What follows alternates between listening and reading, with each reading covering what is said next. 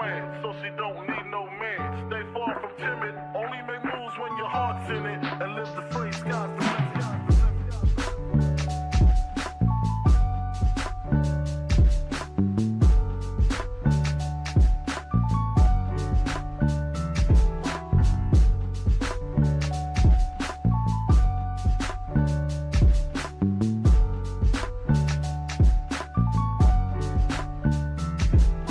Never been as broke as me. I like that. When I was young, I had 2 pair of leaves. Besides that, the pinstripes and the gray. The one I wore on Mondays and Wednesdays. While niggas flirt, I'm sewing tigers on my shirt and alligators. You wanna see the inside? I see you later. Here come the drama. Oh, that's that nigga with the fake. Go in this nigga pocket. Rob him while his friends watch it. And hoes clock it. Here comes respect. His crew's your crew, or they might be next. Look at they man eye. Big man, they never try, so we roll with them. I stole with them, I mean loyalty. Niggas bought me milks at lunch. The milks with chocolate, the cookies, butter crunch, 88.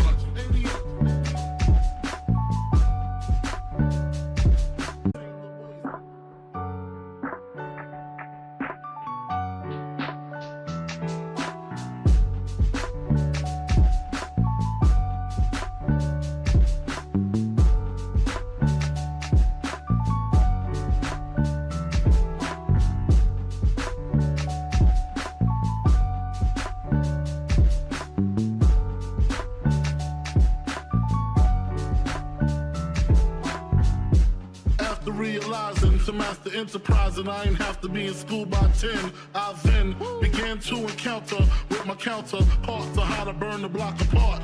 Break it down into sections. Drugs by these selections. Some use pipes, others use injections. Syringe sold separately. Frank the deputy, quick to grab my Smith & Wesson like my dick was missing. To protect my position, my corner, my layer. While we out here, say the hustler's prayer. If the game shakes me or breaks me, I hope it makes me a better man. Take a better stand, put money in my mom's hand. Get my daughter this college plan, so she don't need no man. Stay far from timid, only make moves when your heart's in it, and live the phrase, sky's the limit. Motherfucker.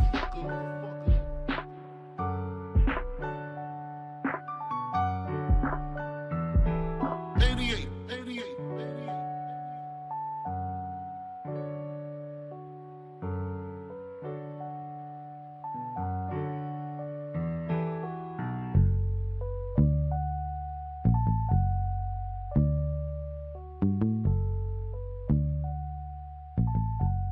And live the phrase, sky's the limit.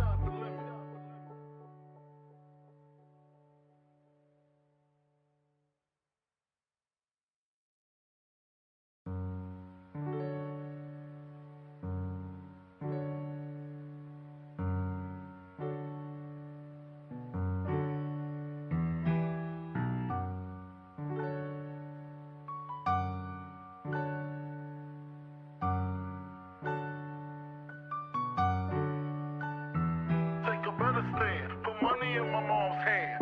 Get my daughter this college plan, so she don't need no man. Stay far from timid, only make moves when your heart's in it, and live the free sky's the limit.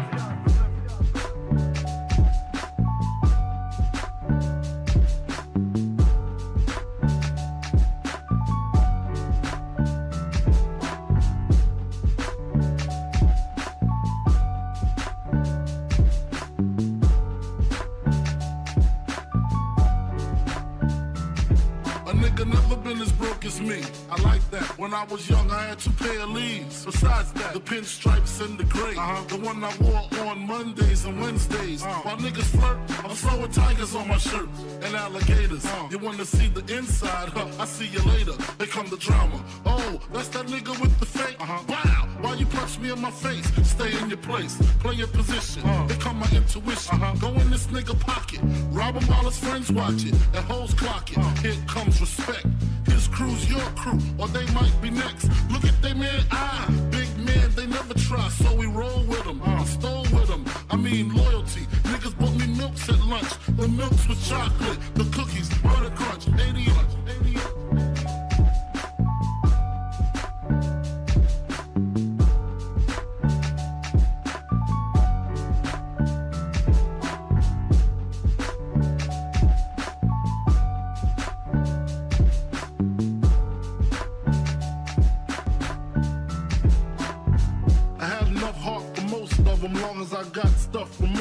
I'm soft. Even when I was wrong, I got my point across. They depicted me the boss. Of course, my orange box cutter make the world go round. Plus I'm fucking bitches ain't my homegirls now. Start stacking, dabbled in crack, gun packing. Nickname Medina, made the scenes, took my Ninas. From gym class to English, pass off for global. The only nigga with a mobile. Can't you see like total? Getting larger in waist and taste. Ain't no telling where this felon is heading. Just in case, keep a shell at the tip of your melon. Clear the space. Your brain was a terrible thing to waste.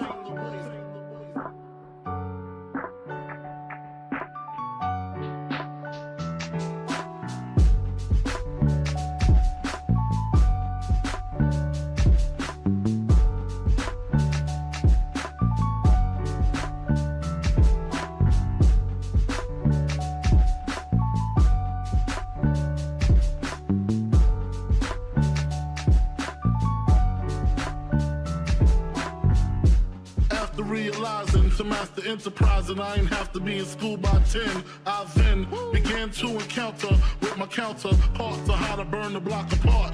Break it down into sections. Drugs by these selections. Some use pipes, others use injections. Syringe sold separately. Frank the deputy, quick to grab my Smith & Wesson like my dick was missing. To protect my position, my corner, my layer. While we out here, say the hustler's prayer.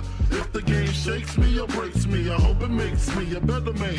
Take a better stand. Put money in my mom's hand. Get my daughter this college plan, so she don't need no man. Stay far from timid. Only make moves when your heart's in it. And live the phrase, sky's the limit. Motherfucker.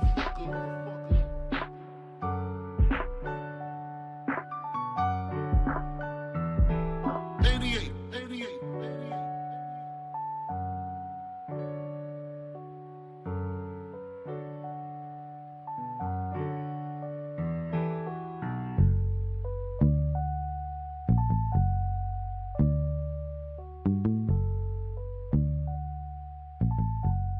And live the phrase, sky's the limit.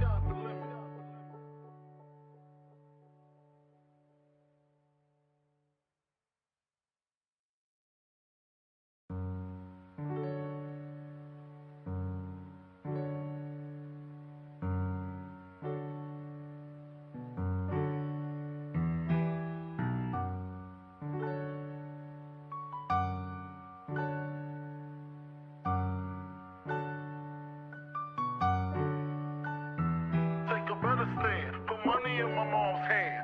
Get my daughter this college plan, so she don't need no man. Stay far from timid. Only make moves when your heart's in it. And live the phrase, sky's the limit.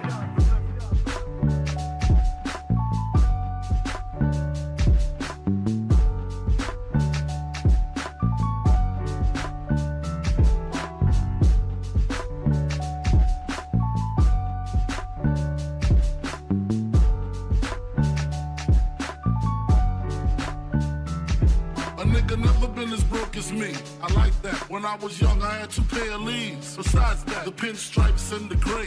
The one I wore on Mondays and Wednesdays. While niggas flirt, I'm throwing tigers on my shirt and alligators. You wanna see the inside? Huh? I see you later. Here come the drama. Oh, that's that nigga with the fake. Wow, why you punch me in my face? Stay in your place, play your position. Here come my intuition. Go in this nigga pocket, rob him while his friends watch it, and hoes clock it. Here comes respect.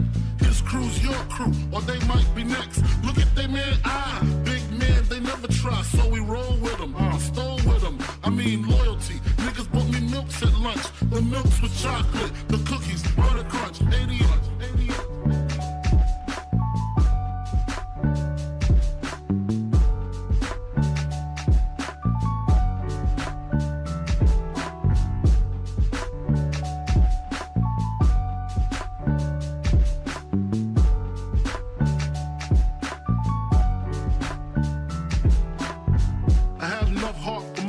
Long as I got stuff from most of them soft.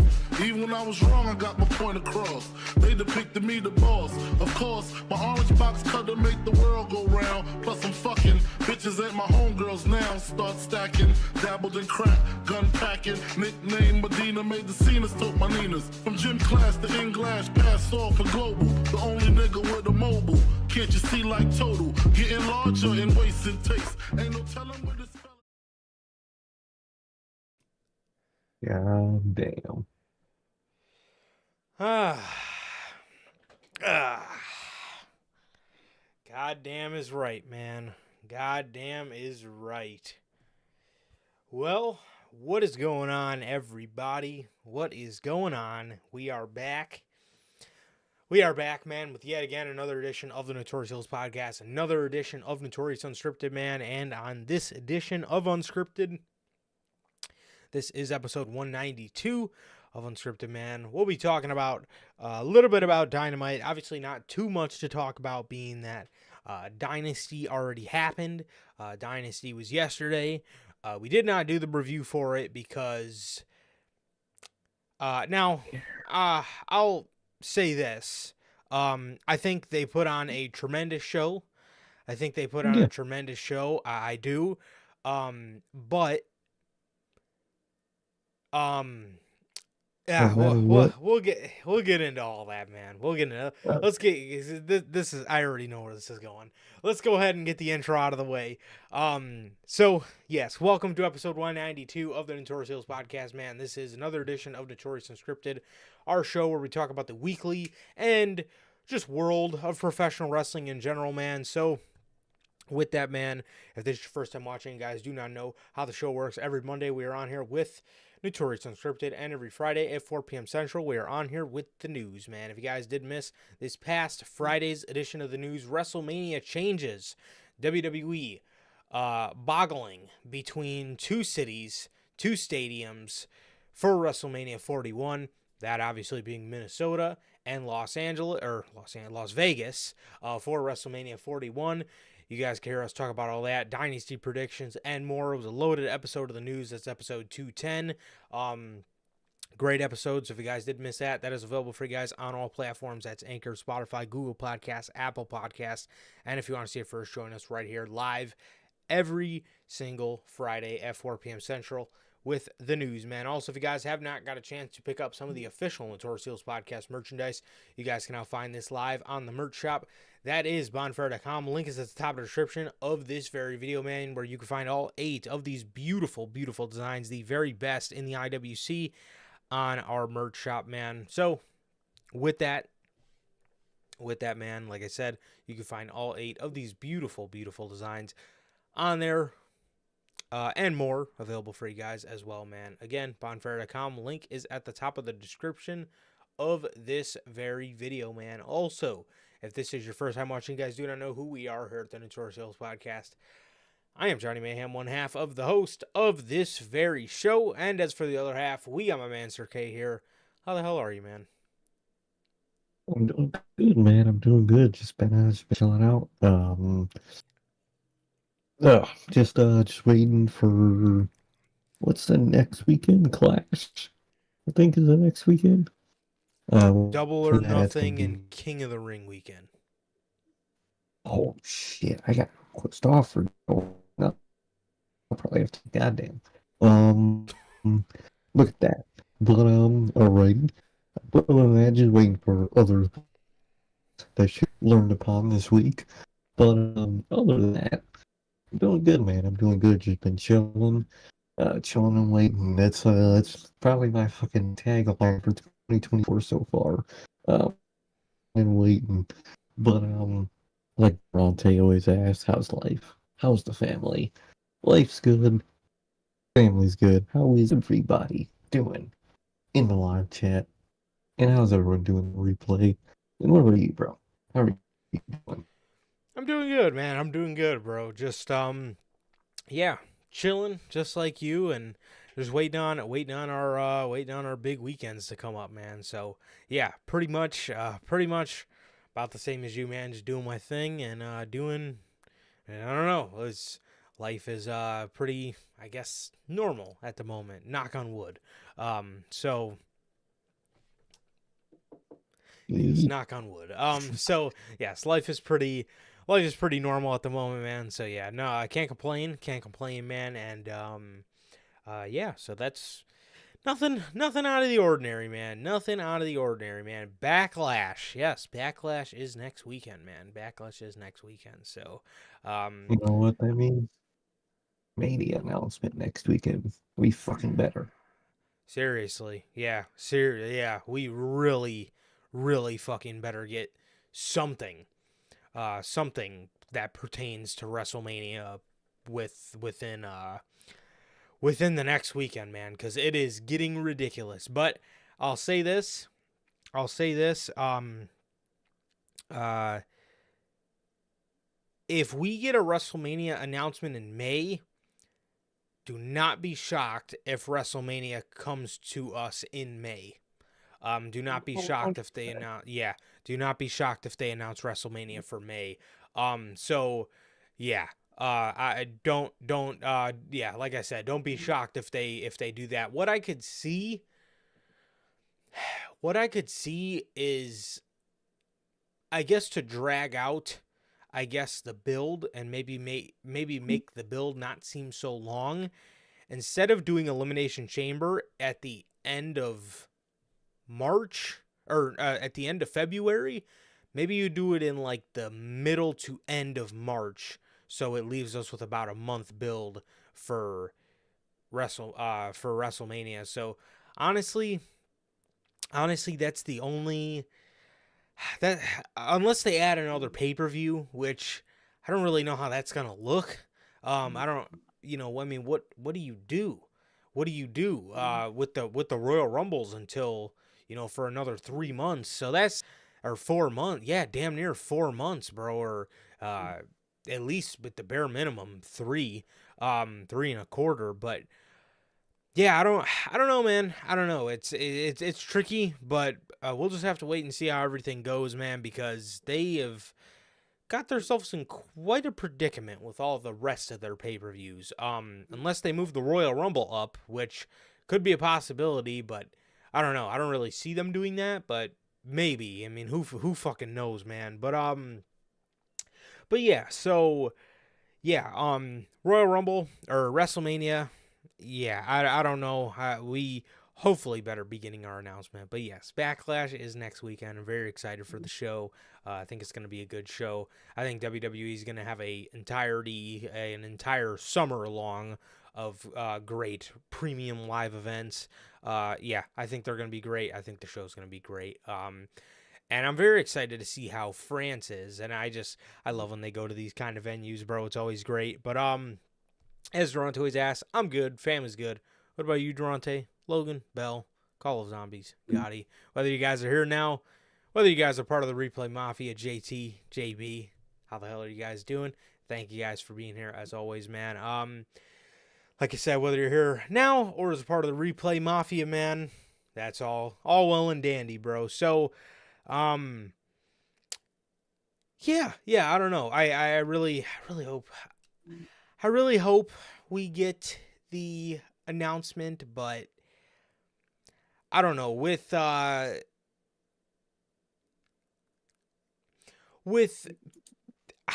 seen this video going around with the Undertaker, saying, that's what he heard, was that it was gonna be in Vegas. He didn't say who he heard it from, but I would assume the Undertaker knows some pretty powerful people, and I would assume he knows some pretty in the know people, so that is very scary. I just hope WWE goes with the right choice for us. Realistically, if I'm looking at this, Vegas is a dope location, and Vegas probably is the right choice. It is the cooler option, but Yeah. it just so happens to be the fucking year we want to go. And obviously, if it's not in Minnesota, then that's gonna have to hold off. But I really just would love to go to a WrestleMania right now. I think now is the perfect time in WWE, the Renaissance era, as we call it. But, dude, again, Vegas, is Vegas a great option for WrestleMania? Absolutely. I know everything's in Vegas, but still, Vegas is a great option for WrestleMania. It really is. If I'm putting my feelings aside, Vegas is an awesome option for WrestleMania. You can do some awesome themes and Allegiant stadiums. I think, like, from what I've heard on Twitter, I don't know if it's exactly true or not. I didn't do my research, but it's like a 10-15 minute walk from the strip. So You know, obviously that's going to garner a lot of revenue for, you know, the state of Nevada and the city of Las Vegas. So, obviously that would be huge for them. But it just so fucking happens to be the year that we want to go to WrestleMania. You know, for years, I'm sure me and Sir K could go back in the catalog of our friendship and replay moments where we've said to each other, we would never go to a WrestleMania.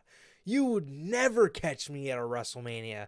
Obviously, that's because Vince was booking the show at the time, and you knew you were just paying all this money to ultimately be fucking let down in that very seat you sit in. But I'm sure there's countless times we've said that, and obviously things change in WWE, and now we want to go, and now they're going to fuck us out of the location. So fucking, what do you know? What do you know, man? What do we always say, bro? It's always fucking something, bro. It's always fucking something. It is. Never fails, dude. Always fucking something. Like 1 year, we're planning to go to Mania. We're getting shafted from it. Like you said, it sucks because Las Vegas is a dope ass location. A gambling theme for Mania sounds absolutely fucking top tier. It sounds like it could genuinely be one of my favorites. But it's blocking ours, so you know I got this personal beef with it at least right now. Yeah. But overall, it's a whole fucked up situation, man. But I'm excited either way, man. Either way, it's gonna be real interesting to see how they do it this year, man, or how they do it next year with Mania, man. It's gonna be real fucking interesting. 100%, man. 100%. So, yes, Dynasty took place yesterday. So there's honestly not really too much from AEW to talk about. If I'm being honest, man, this was one of the weakest go-home shows. The company was the company couldn't have felt like it had less momentum. Cold. The company couldn't have felt more cold going into the show. It was about as bare bones as you can get. There was hardly nothing of substance on this episode of Dynamite. Yeah, not much whatsoever, man. Obviously Literally. we'll get into a little bit of it, but yeah, not their best go home show. It was not their best whatsoever. Oh, far from it. I barely remember anything from the fucking show. Just a bunch of random nothing. A lot of what Dynamite is nowadays. 100%, 100%, man. So, like I was saying in the intro, we did not do a Dynamite or a Dynasty post show review, and again, we'll recap it for what it was on Friday, but I do think, don't take me out of context here when I say, you know, we didn't do a post show. It's not because the show wasn't good, and it's not because I thought the show wasn't going to be good. That's not why exactly. That's not why we chose to not do the post show at all. Again, I knew the show would be a great show, and I hear all this talk about, you know, Tony Khan being Mr. Pay-Per-View. Really? Yeah, You know, a part of that has to be getting me interested in the pay-per-view in the first place, right? That's exactly what I was getting to. Yes. People call him Mr. Pay-Per-View because that's the day he has to do the least amount of work. That's the day he lines up the card, and he tells his performers to go out there and put on the best show possible. And then it is up to the performers, with obviously a little bit of his influence on where he stacks the cards, which is a huge problem, and it's something that I don't like that AEW does, but we'll get to that in just a second. Because, again, not really much Dynamite to talk about, so we can touch on this kind of stuff here. So, those are the days it's the easiest for him, right? But again, a part of putting on a good pay-per-view is putting on good pay-per-view hype. You know, Mhm. WrestleMania 39 turned out to Mhm. be one of the best WrestleManias, not because the build was shit.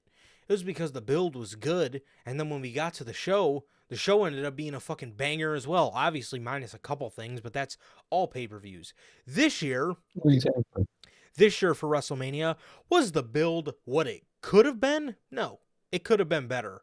I said that the whole build, it absolutely could have been better, but I'm always going to hold product and wrestling product to being the best it possibly can, and sometimes it doesn't always work out, and that's is what it is. But again, Hey, when you continue to do it and when you have a track record of doing it, it gets a little annoying.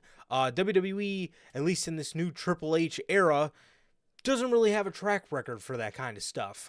This year, it's not even that their build was bad. It was that it completely centered around the Ultimate Glazer, the final boss. That was one of my problems with WrestleMania. Other than that, the build itself was a solid build. And what ended up happening? It ended up being one of the best WrestleManias ever. ever. That's a fact. That was one of the best WrestleManias ever. You know what I mean? I mean, obviously that stuff's all subjective, but it was one of the best WrestleManias ever. This guy, fucking Tony Khan, they call him Mr. Pay-Per-View, but what everybody fails to realize, and this is a constant theme in AEW, they're so cold going into the pay-per-view. They have the pay-per-view, which always ends up turning out amazing. It always does. That's also a fact. It always ends up turning out amazing. People think the company's hot again. We go back into weekly TV, and until the next pay-per-view, everybody slowly starts to remember how creatively bankrupt Tony Khan is. Exactly, dude. It's a vicious cycle, man. Yeah, he's good for reducing a pay-per-view the day of, man. But that man is absolutely horrible at the moment with weekly television. I don't care about it. I don't remember what happens on it. I don't care to make sure I, watch it on Wednesdays. I'd rather be doing other things, half the time.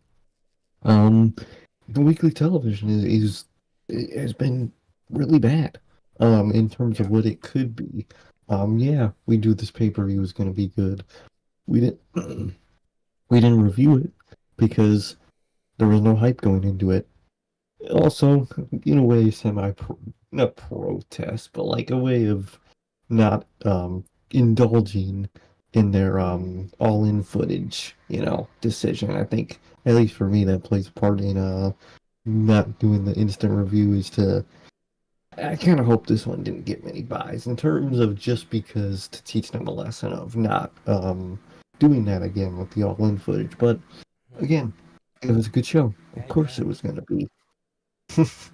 Literally.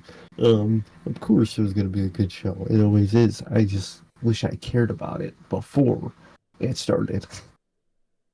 Yeah. Absolutely. Absolutely.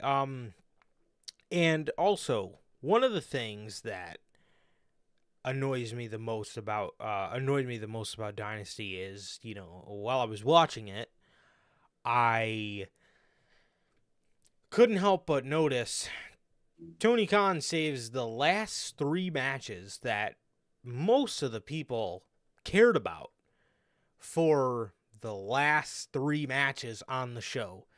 He's for somebody named Mr. Pay-Per-View, he really has a hard time and he really struggles with pacing the shit that people care about on accordingly. You know what I mean? If there's 3 matches, that people care about, you put them each in 3 quarters of the show. You don't put them in the same quarter of the show. That's just me. Like, That's just me. Now, again, it's his company. He can do whatever he wants. That's just something I personally don't like. I personally watched Dynasty for Osprey and Danielson. Because, you know, this is the last time we'll get to see Bryan Danielson as a full-time wrestler. We're almost at, you know, the date. The Young Bucks versus FTR, just because I love the Bucks and I wanted to see them win the tag titles, and Swerve. I wanted to see Swerve win the World Heavyweight Championship because it's been such a long time coming. Guess what the last fucking 3 matches were on the show? Will Ospreay and Danielson, FTR and Bucks, and Swerve and Joe. Why didn't you start the show with just say a ladder match like Bucks and FTR? Crowd could have been hot because it's a ladder match. Then they also get hot again because Jack Perry showed up. Or why didn't you start the show with the dream match and put the ladder match in the middle of the show?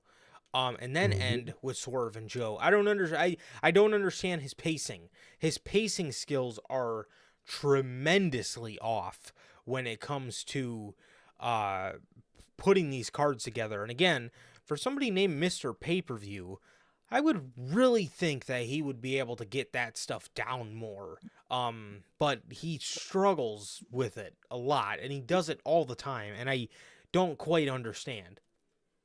No, I really don't understand how he struggles so much with that. Pacing's a pretty easy thing to do. You put a very intriguing, exhausting in a way match, and then a lighter one. With a lighter one or two, and then an exciting one, and then a lighter one or two, and then it's a simple system.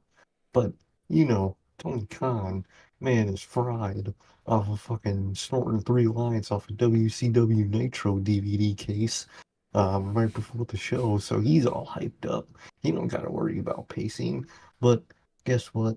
The viewer does, man. He's one person that doesn't pay mind to what the viewer position is. Viewers get tired. During pay-per-view, they need a little break. Most people, it's hard to get off fucking Just gonna mention that. get off of their jobs, holiday weekends, if they work in retail, just so many things that he doesn't realize that, like, buddy, we're not rich people that don't do nothing all day. I can't go do this or go watch this or spend $900 fucking dollars for a replica title. Like, he does not think about like the fans' perspective at all. Yeah. No, he doesn't. We again, like, for example, WWE does it now to combat AEW, but before this, WWE never ran on a holiday weekend. They never did. They never did. The Saturday after Thanksgiving or the Sunday after Thanksgiving, but who the fuck considers that a fucking holiday? Usually everybody gets Thanksgiving off anyway, so, and I mean, it's not like it's happening on Black Friday, but that's probably about the closest that they come to, doing it on a holiday. But, like, again, those kind of holidays, Memorial Day, Labor Day, all those kind of days, that shit is hard for people to get off work, and he really doesn't think about, which he even just recently admitted. I believe he was doing an interview, and somebody had asked him, I think it was the same interview where they asked him if he would ever step down as head booker. He mentioned something on there, I kept seeing about how, he mentioned something on there about how, what was it? They mentioned to him about the spot AEW's in right now, and all his response was well, Warner says we're doing good in the ratings, so we must be doing a good job. No, look at the hype around your company from the difference of 3 years ago to today. It's fucking night and day. I don't know, man. It is, it's not good. It's not good for, it's not good for AEW, man. It's not good for AEW, and it's certainly not good for AEW that they have somebody who is, the more time rolls on, you start to see how tone deaf this man really is. And maybe he always was, just because the examples that we just brought up about, him just being very neglectful to a fan's perspective of professional wrestling, and um uh what was I saying? Oh, the way he looks at the fans' perspectives on professional wrestling, and the way he rates his company's success in this day and age, when he knows damn well, and he knows, this company's not what it used to be. No, those crowds are fucking empty half the fucking time. And when they weren't empty, they never shut up about them being not empty. And now that they are empty, oh, that's not a real gauge to a success of a wrestling company. You guys literally were saying that Yep. when you had full crowds. God. Yeah. I don't know. And that is some very, very Vince shit to say. Mhm. When you talk about, well, Warner says we're doing good in the ratings, so he must be doing something good. Is that not some Vince McMahon shit to say? And again, like you said, and I'm not saying the company's a failure. What I'm saying is No. they need to open their fucking eyes before they become one. Mhm. Because, again, maybe they won't become one now. Maybe they won't become one in 2 years.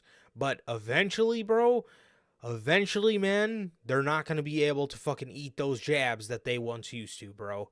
Eventually, it's going to knock them to the mat. And, Makes up the get back up. yes, and the stamina bar will run out. And that's what we're trying to avoid here. But otherwise, other than the pacing from AEW Dynasty, I thought AEW Dynasty was a great show. I thought it was a great show. I thought Will Ospreay and Bryan Danielson was one of the best professional wrestling matches you can ever watch, to be honest. What I didn't like was all the little jabs afterwards on Cody Rhodes. Like, what the fuck did this guy ever do to you? Yeah, bro. I only saw the Tony Storm one. That's the only one I saw. So yeah, well, there there was the one on Tony. There was one on Tony, or Tony Storm said on the media scrum, if you want cinema, go watch a fucking movie. Or, she's saying, I don't like all this cinema and wrestling. I don't know if that's just, her character or whatever, because just ironically, she's one of the most cinematic character-based characters they have. But the Yeah, one that was really annoying was after Brian and Osprey, Brian Cage decided to go ahead and tweet out, I don't care what story you finish, Brian and Osprey is match of the year. bro. Who are you, bro? Why was that necessary? Why was it necessary to take a fucking shot at Cody Rhodes winning his first WWE championship? In a moment bigger than this whole pay-per-view itself, bro. Like, bro, Brian Cage, you ain't want to talk, bro. Ugh, you can egg. They just, you can't help themselves. They just gotta talk. Like, are you Cody? Of all people, what did Cody do? What did Cody say? Cody Cody has said nothing but good things about, I love AEW, I love Tony, I love Matt, I love Nick, I love everybody over there. I hope they succeed. Those are my guys. I love that show. I love that company. That company's my baby. How many times have we heard Cody Rhodes say this kind of stuff? All the fucking time. Why are you guys attacking him? Uh, I don't get it, man. I don't get these AEW people. I mean, are we serious right now? Cody Rhodes? Cody Rhodes, of all people. This is the guy we want to take shots on? The WWE champion? Come on, dude.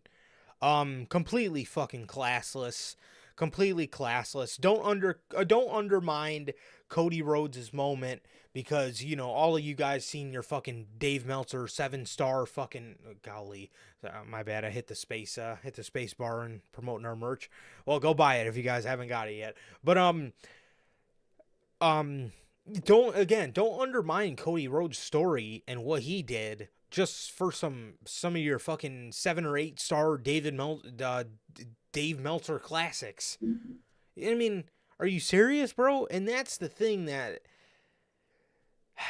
was one of the thing that annoys me. It's like, you guys have a good pay-per-view, and you gotta go and you gotta have your talent go out there and fucking embarrass yourselves on fucking social media and take shots at somebody who used to be in upper management in the company, and you're taking shots at the man. For what reason? What did Cody say or do that made you tweet ill about and make a sly remark about his story? Are we fucking serious right now? Makes no fucking sense. I'm tired of these AEW people just not shutting them out. Yeah, they don't know how to. I don't know, man. I don't know. Literally. Yeah, I don't get it. I don't get it. And Cody used to do the same thing about WWE, dude. I remember when he would do WWE or when he would do AEW press, they would ask him, "How come you guys don't want to run on WrestleMania weekend instead of doing, you know, Memorial Day weekend?" And he would say, "That weekend belongs to WWE. We want to let them enjoy their weekend." He did the same stuff to WWE. He ends up going back there. And again, like I just said, how many fucking times have we heard this fucking guy say nice things about AEW? And this is what we got to say? This is what we got to fucking say about Cody Rhodes? Because of fucking Bryan Danielson versus Will Ospreay? And I'm sorry. I think they had a great fucking match. That shit's not eclipsing the Cody Rhodes moment. You want to know why? Cody Rhodes and the ending to WrestleMania was a moment. Seeing Bryan Danielson and Ospreay in the ring was it a dream match? Absolutely. Absolutely it was. Was it, again, like I just said, was it one of the best matches I think anybody's ever fucking seen? Probably. But again, at least Cody's story actually made you fucking care about the match. What did we do in the build-up to fucking Bryan Danielson and Will Ospreay? Turned out a great match. Absolutely. What did they do to make you care about it?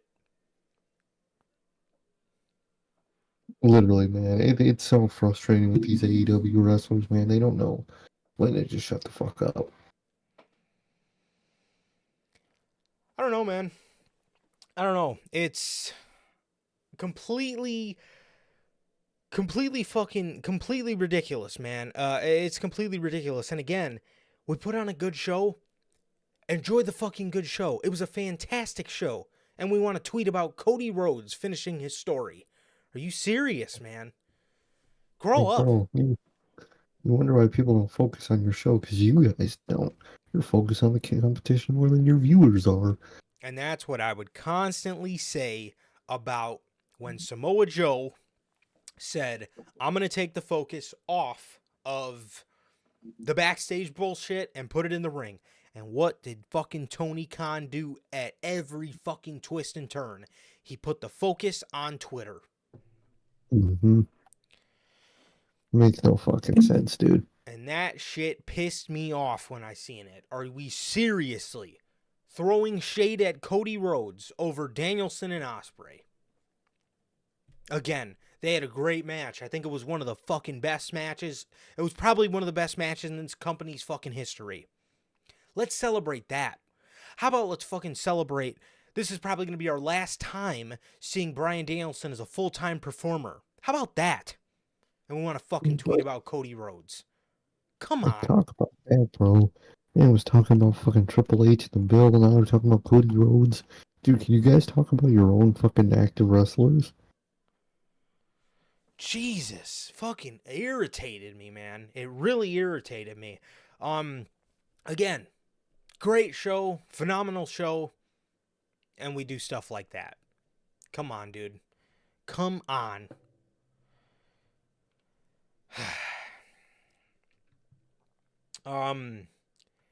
Yeah, again, and it's a lot of times, man, honestly, if you don't have something fucking nice to say, don't fucking say it at all. Kofi Kingston yesterday tweeted out Swerve. Hell yeah. Real shit. You want to know Is that why? you? You exactly. You want to know? You want to know why Kofi Kingston didn't tweet out? I don't care what kind of history you make. Cody Rhodes finished the story this year. No, because it's not fucking about that. It's not about that. Literally. And that's the difference between a fucking professional and a child. Bunch of children, man. Bunch of children. Exactly. And it's like, and I know people don't want to hear this kind of stuff, but Logan says, hello, Logan, by the way, and my man Josh, what up, bro? Thank you for being here, man. Thank you for being here. So happy to see you. And again, I know people don't want to hear this. Ospreay and Danielson turned out to be a great match. Where was the build? We barely fucking seen Bryan Danielson. Will Ospreay's cutting promos on fucking Triple H during the build of this. Literally. Where's the emotion? Where's the emotion there? But when you talk about a story like Cody Rhodes, or dare I fucking dip my toe in this pond, when you tell a story with Sami fucking Zayn and Roman Reigns and the Bloodline, which one do you think I'm picking? Danielson and Ospreay? Danielson and Ospreay? Or Sami Zayn and Roman Reigns from Elimination Chamber? Boy, I know I'm going to piss a lot of people off when I say I'm going Sami Zayn and Roman Reigns from the Elimination Chamber because I was emotionally invested. Mm-hmm. And that is a fact. You cannot just throw shit on the TV because you're lazy and expect me to be emotionally invested about it. Can I care about it? Absolutely. Yeah. But am I going to get invested to the point where Sami Zayn's coming out in front of the Montreal crowd and I get a fucking tear running down my eye and these guys haven't even locked up yet? It doesn't get much better than that. And that's the beauty of professional wrestling. But they got to focus on themselves, man. And Tony Khan's he's got to get his shit together. And I'm talking about the builds to these pay-per-views. Because again, everybody is like, oh, he's Mr. Pay-Per-View, he's Mr. Pay-Per-View. A part of putting together a good pay-per-view is getting me to care about that pay-per-view. He's got to get better at that aspect of it because, again, with the talent you have, it's impossible to tell everybody the match card and tell them and send them out there and say, put on the best possible show you can. That's easy to do. Are you really Mr. Pay-per-view when all you succeed at is the easy part? That's like the fucking kid in elementary school that fucking sits off to the side in the group project. He puts his name at the fucking top of it, and then he gets all the credit for it. That's Tony Khan. He sits there in a group with Bryan Danielson, fucking Kazuchika Okada, Young Bucks, FTR, Will Ospreay, and they go to turn the fucking paper in, and he says, hold on, bring it back here. I didn't put my name on it. And he grabs his fucking pen, and he writes Tony Khan right at the top of the paper, and then they hand it in, and the teacher comes over and says, oh my God, Tony, you did a great fucking job. You are Mr. Group Project, Tony. That's all it is. Get me to care about your pay-per-views. And again, this is coming from nothing but love. I love AEW. I just want to fucking see them do better because once upon a time, I was so emotionally invested in this fucking company and its stories, it's not even funny. The amount of investment I had when the Young Bucks kicked Hangman Page out of the Elite. Mm-hmm. Dude, when they slammed the door and he was looking at himself in a broken mirror, bro, where's that kind of shit?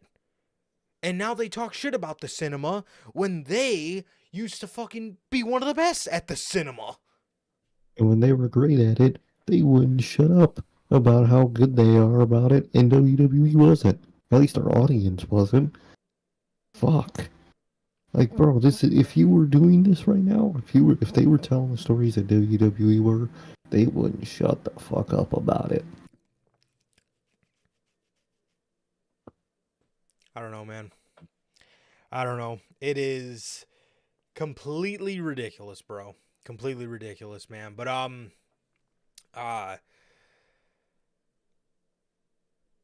yeah, I don't know. I don't know, man.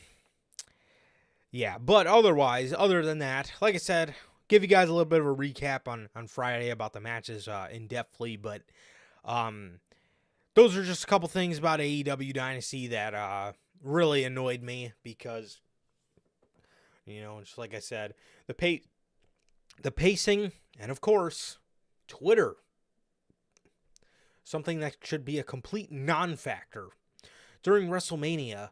Did anybody was anybody talking about Twitter in a WWE space? I mean, we were talking about Twitter after night one, but again, that's because AEW wanted to go ahead and tweet out that some all-in footage was coming out. But anyways, was anybody talking about the Twitter drama that was happening in WWE? No. Completely ridiculous, man. Completely ridiculous. But they put on a good show. I just need to see improvements coming out of the show. Exactly. We need to care coming into a pay-per-view. We need to, and I doubt we will.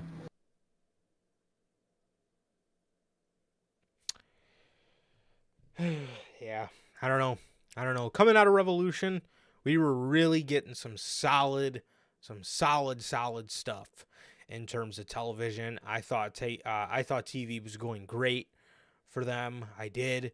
Coming out of Revolution, we had that episode where Okada came into AEW. After that, we had the episode where Mercedes came into AEW. But again, Tony's got to focus on not centering hype around debuts. And he's got to learn how to follow up with those debuts. Again, this motherfucker just went out on the media scrum talking about Mercedes isn't cleared, but she'll be cleared for Double or Nothing. She's not cleared. What do you mean she's not cleared? What were you saying? Why don't you fucking debut her tonight? My thing is, she's not cleared. She's been in the ring multiple times being physical. And if she's not cleared, why the fuck did you debut her?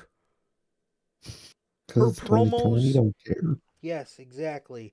Blowing his load. Like I always talk about. He constantly does it. Mercedes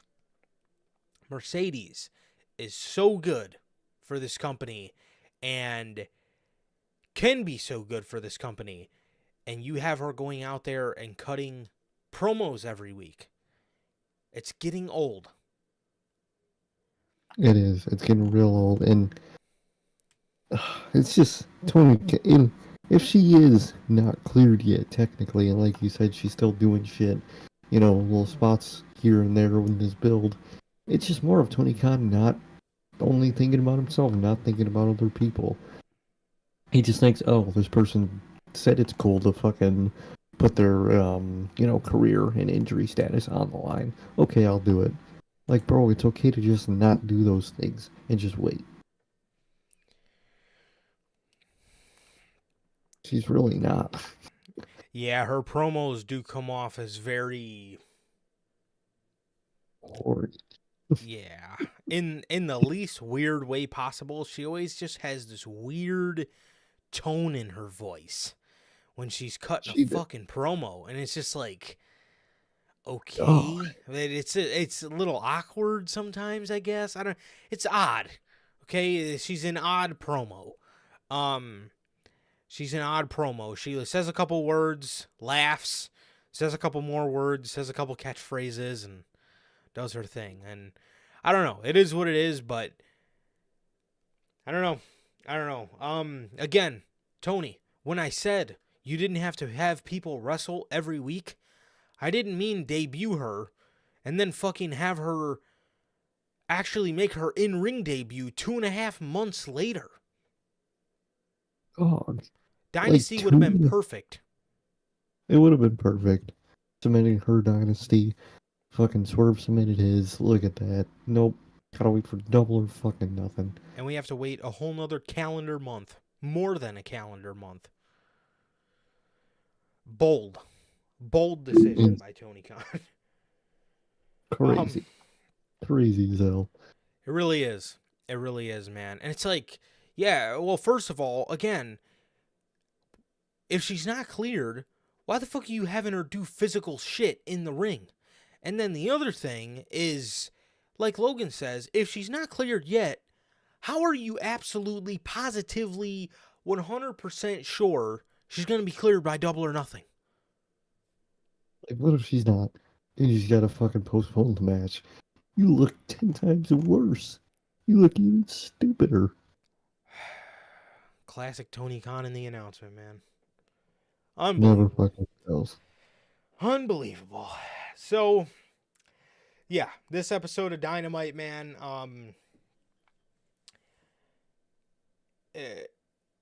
yeah, it was, again, like I said, no substance whatsoever. The only thing that really happened on here that didn't pertain to Dynasty, to be 100% honest with you guys, was Jon Moxley came back with the IWGP Championship, cut a promo, and then at the end, Will Ospreay faced Claudio, and at the after the match, the Don Callis family came out and attacked Claudio, and Will Ospreay looked like he wanted them to stop it.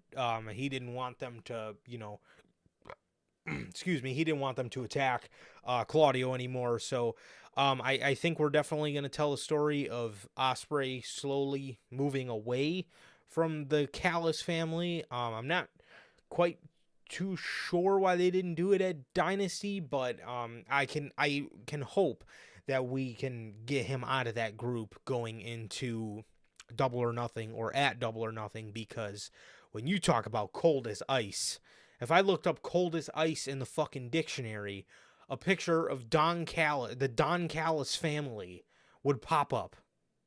Literally, dog. It's like, and I was so confused. Like, dude, I am sick and tired of these Dynamite fucking overruns, dude. It is so goddamn annoying and confusing. I don't think Tony Khan realizes when the show ends, at the time it's usually supposed to end, I'm supposed to want more from the show in terms of can't wait till next week, instead of oh my god, there's still 5 or 10 more minutes of this. Every week, the past like 2-3 months, it's fucking oh my god, it's 9 o'clock, but they still got like 5 minutes left in this match. Every time, dude.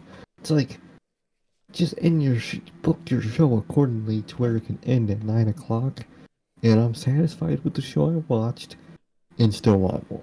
It's really not that hard. It's really not.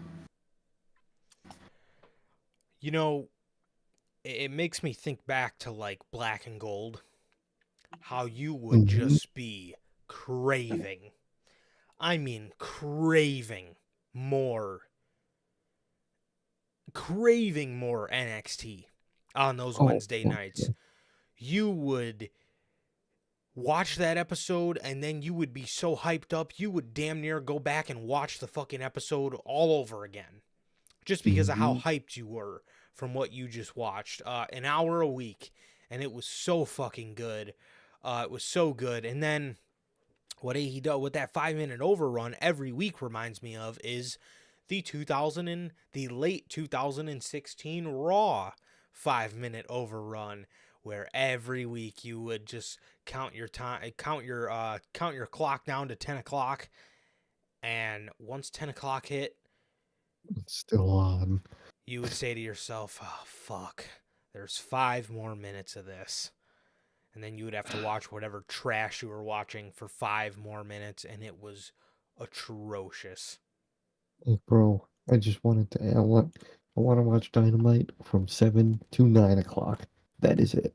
Not till 7 to fucking 9, 10, 15 every fucking week. Like, bro, just book your shows accordingly. How about you go make your Saturday show useful? And then guess what? You don't need the extra fucking 15 minutes every single fucking week. I don't know, man. But yeah, that was pretty much it for AEW, man. That was pretty much it for, again, what was, I guess, just a few talking points coming out of their pay-per-view. And, well, again, plus the couple things that happened on Dynamite. Again, like I said, very cold episode of AEW Dynamite. That was, you know, the go-home show for Dynasty. But, SmackDown. Quick question to anybody. Solo Sikoa calls Tama Tonga his MFT. What the fuck is an MFT? My fat tongue alone. That's all I got. I don't think that's it. But if anybody can answer what in the world an MFT is, I have no idea. All I know is he calls him his MFT. Maybe my mom. I don't know. I feel like MF is like motherfucker. I feel like that's an abbreviation for motherfucker. Let me see. Let's do a quick Google search here. That's right, ladies and gentlemen. We're Googling it. Oh, my family tree. Oh, fuck. I was way off.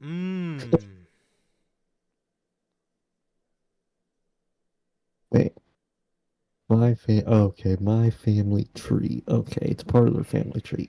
That shit. Okay, I was way fucking off. Initial social media reactions last night seem to settle on My Family Tree, which makes sense as Sikoa is putting down roots for his run as tribal chief by bringing in Tama. That would mean every time he says it, he's saying My Family Tree, though that's not good. Because there's probably more. Interesting. I think my family tree makes the most sense. Because all these other ones are fucking marriage and family therapist. I don't think it's that. I Well, don't you think got Tamatonga's the marriage and family therapist, man. I don't think I so. really don't think he is. So, I don't think he's the Manchester University NHS Foundation Trust. I don't think it's that either. Probably not. Probably So, not, man. I would assume it means my family tree or my motherfucker Tama. Either one. Either one of the two. My fucker Tama. Wow. Or motherfucker. Motherfucker Because he Tama. says, because he says my before MFT. Oh, wait, no. Because if MF, my family tree, but mine is okay. You know, this is a whole lot of words. My dyslexic ass ain't great at this, so I'm gonna stick to my family tree. Call it safe. There you go. There you go. Nothing really too much on SmackDown, other than two things really. Speaking of Solo, Solo was in the back with Paul Heyman, and Paul Heyman told him to he needs to, you know, relax, and he's making decisions that aren't his to make yet. He did reiterate that he was the tribal heir, but these are not your decisions to make yet. And Solo goes to walk off, and Paul Heyman says, look, I'm going to be honest, you are the last person I want to piss off. But I'm telling you, this isn't a good idea. So Solo goes out there, and he talks about he's trying to cut his promo, but there is a resounding "We want Roman" chants. There's a resounding "We want Roman" chants. That's crazy to hear nowadays, man. But yes, Roman, by God, man, by fucking hook or by crook, WWE got him to be an organic, lovable babyface. And that man is not even fucking back yet. They fucking did it, bro. That man is getting fucking. That's wild. They really did it. I respect it. They did it. I'm happy for him. They I'm so fucking did it. He didn't come back as a big dog. He needs to be the big dog. I good need it. lord. Solo then talks about how the new bloodline is going to be taking apart everybody who steps in their way, starting with his MFT, Tamatonga, as Tamatonga then drags out a bloodied, yes, a lot of blood pouring down his face, Kevin Owens. He's beating the absolute shit out of Kevin Owens. He looks like an absolute beast. Hunter says, would the big dog gimmick still work? I didn't know the Yes. big dog gimmick ever worked. Oh, it worked. It, And it'll be gold. Now, I need it. Absolutely not. Absolutely not for the big dog. Yeah, that's a hard no for me. But Tamatonga, bro, this man has been in the WWE roster for, 2 weeks? And he looks like the baddest motherfucker walking the planet Earth. And that's what's crazy about this. He's not even going to be the last one. There's still one more. Coming soon. Fucking, I was gonna say Jacob Fatu? Like, he's still coming. And from what we're hearing, it's like in a week or two that should be coming. So he's coming soon. Yep. I'm expecting him either Friday or Backlash. Definitely. One or two. Easily. And I can't fucking wait. It's about to get even grander. This is just we restarted this game, man. We're in the first inning already, back at it again. Yep, game restarted. So, again, if you guys think Tamatonga's a bad man, you guys have not seen the Samoan you guys have not seen the Samoan Wolverine yet, because holy shit. It's about to be crazy. I cannot wait. Yeah. Again, that man, Jacob Fatu, this is going to get good. This is going to get really fucking good, man. And Roman Reigns is still a long way from coming back. So if they can keep this up, and I think they will, just based off just the intrigue behind. Now, I will say, they're going to have to do something in the meantime, so I think it will be some sort of feud with Jimmy or the Usos. I think it will be some sort of feud with them, just to kind of keep the water hot before Roman comes back, because obviously running this thing every week with just Paul Heyman being scared and Solo and Tamatonga beating the shit out of everybody. Obviously, it's great now because it just started, but obviously, and you can't, ride this wave for 3 months. You're going to have to do something until Roman Reigns comes back. So, again, you're going to have to do something there. So in the meantime, I think they're going to do a feud with the Usos, and I think it's going to be good. And I think they're going to destroy the Usos, and then I think that is what will lead Roman Reigns to coming back. Excuse me. Once Roman Reigns and the Usos start to kind of overcome what is this new bloodline or this family tree, boom, that's when we get the ultimate fucking Glazer, the final fucking boss. We're going to get The Rock to come back to stack the odds again up against Roman and the Usos. So I think that's how it's going to go. But as for now, man, this is good shit, bro. This is really good stuff. No, it's definitely really fucking good. I love what they've been doing here. And I can't wait to see how this shit plays out when Roman comes back. It's about to be insane. We're gonna have Rock in there. He's gonna have his fucking title that he made for himself. Oh, it's gonna be amazing.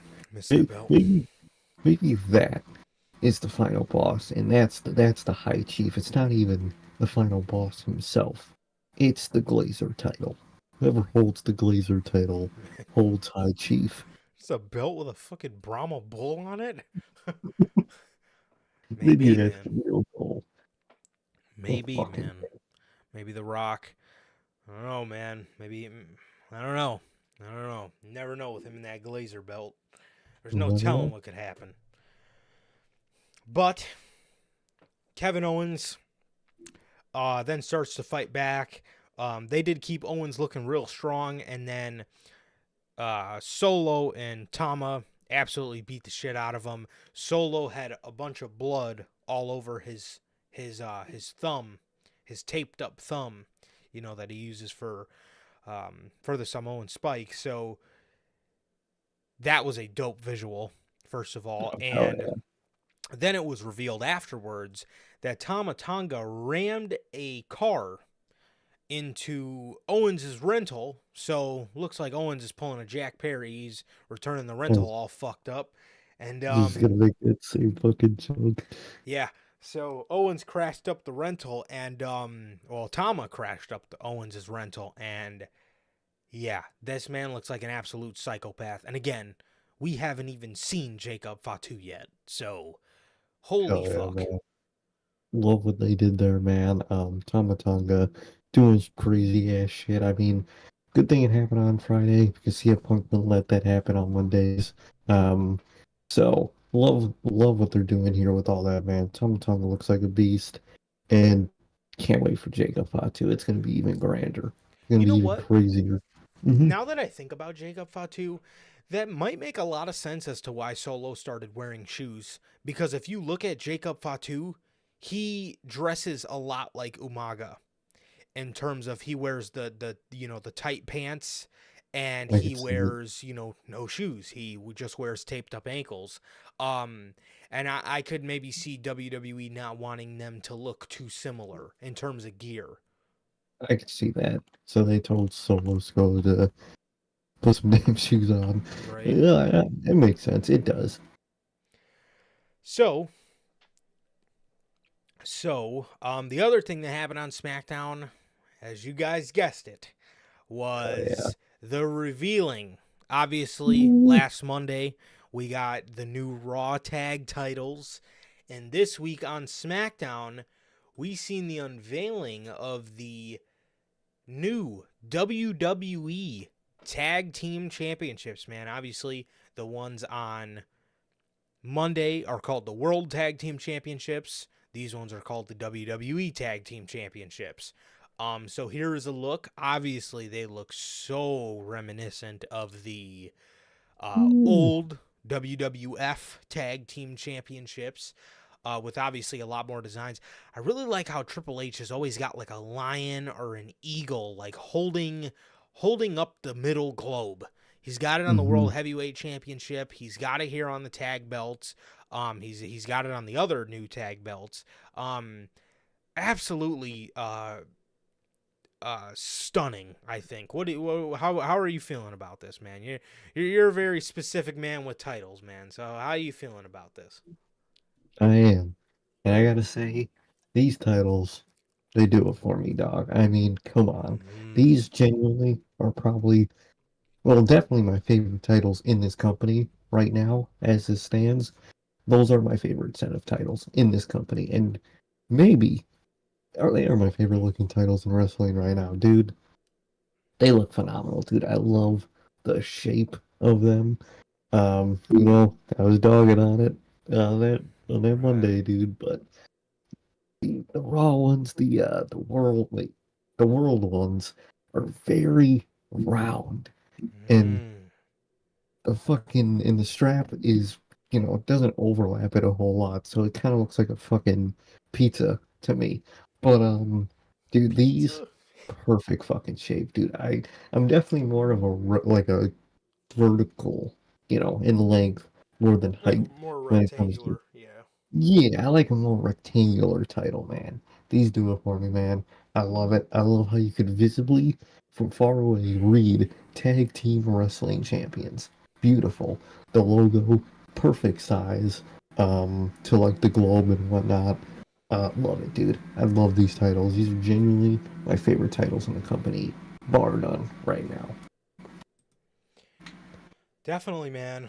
Definitely. So obviously here is the look at the brand new sets of both the World Tag Team Championships and the WWE Tag Team Championships. As obviously you see, I switched the image on your screen. So this is what both sets. This is what both sets look like of these championships, man. And again, I'm really fucking with them. I really am.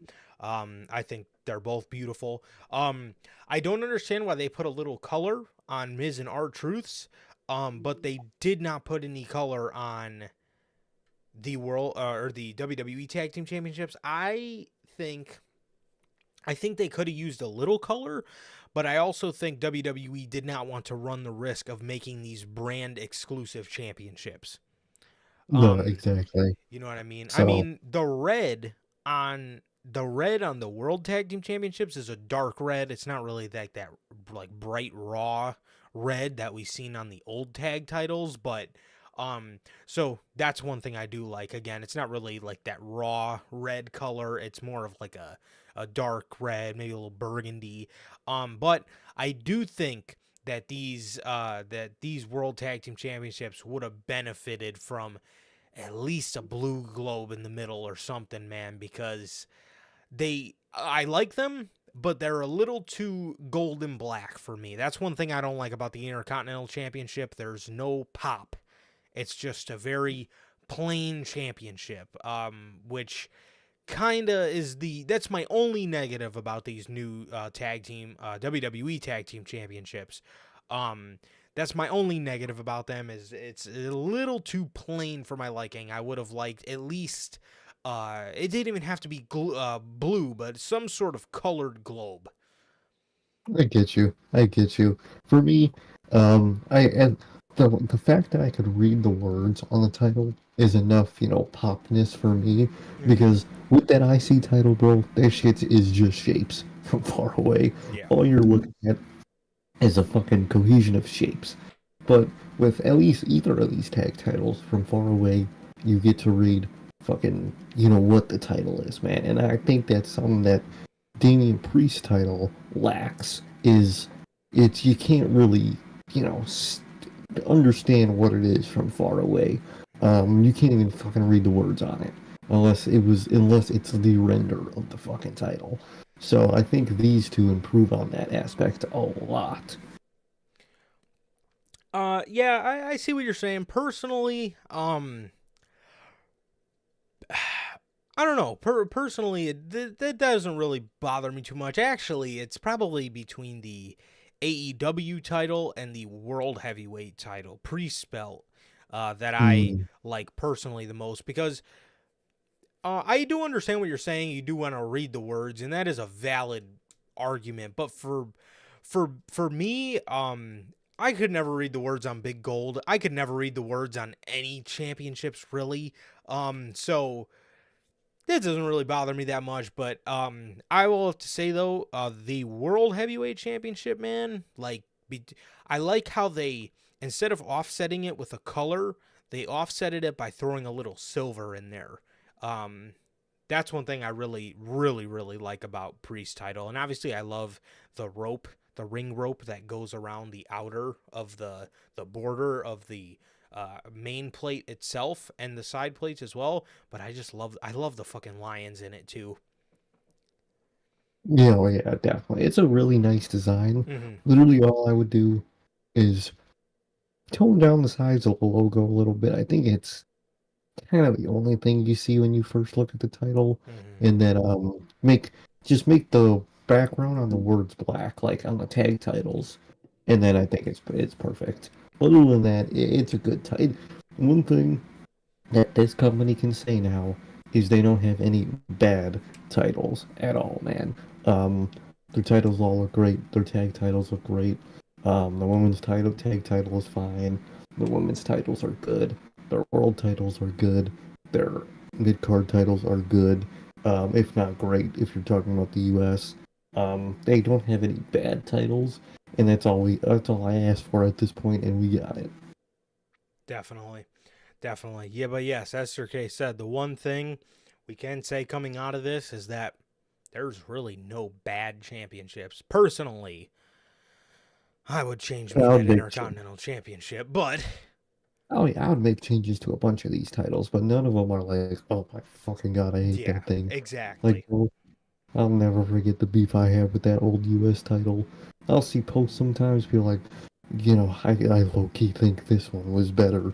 If you think that the last U.S. title looked better than this one, you need to have your brain checked for CTE, because that shit is wild. Yeah, That shit was ugly as fuck. I hated that fucking thing. it was horrible. I hated that U.S. Championship. And for me, I honestly think one thing that played huge into that was the fact that we seen it so much. Mm-hmm. That title was introduced in 2002. We seen Right. that thing for, I want to say, 18 years. And so many titles that got updated by that point, and here we were with these fucking with this old just design, and I hated that. I hated that U.S. title, man. I hated that U.S. title. I really did. But as for Monday Night Raw, uh, decent episode of Raw. It was a decent episode of Raw, if I do say so myself. Very promo heavy. So I know the AEW elitists will be you'll probably be seeing your total amount of time in wrestling on Dynamite. Was 1 hour fucking and 39 minutes and blah blah blah seconds. Total amount of time wrestling on Raw, 30 minutes. Who gives a fucking shit? I cared about the fucking episode. That's all that fucking matters. Yeah, we got some pretty good promo stuff on here. The matches were a little the matches that were on the show were they were okay. They were okay. And then there was a specific boneheaded decision that came with a group on this show. And then in the end, Oh, we got the Battle Royal to determine the new Women's World Champion. So I heard WWE did the Battle Royal because they didn't want to do a tournament because they're about to do a tournament. they're about to do Queen of the They Ring. Makes sense. still could have done something else. I was gonna say anything but a Battle Royal, especially when you Could put have done people like ladder fucking match. Maxine Dupree in there. I know we're not supposed to boo her because she works hard, but I'm sorry. Yeah, be Um, careful. But they could have done like a ladder match or like yeah. something, dude. You Oh, guys could have done something here. exists six pack challenge, a fatal four way, something, Literally. bro. Um, but the show opens up with Jey Uso. The show opens up with Jey Uso, man. He's cutting a promo. He's cutting a promo, and Damian Priest comes out.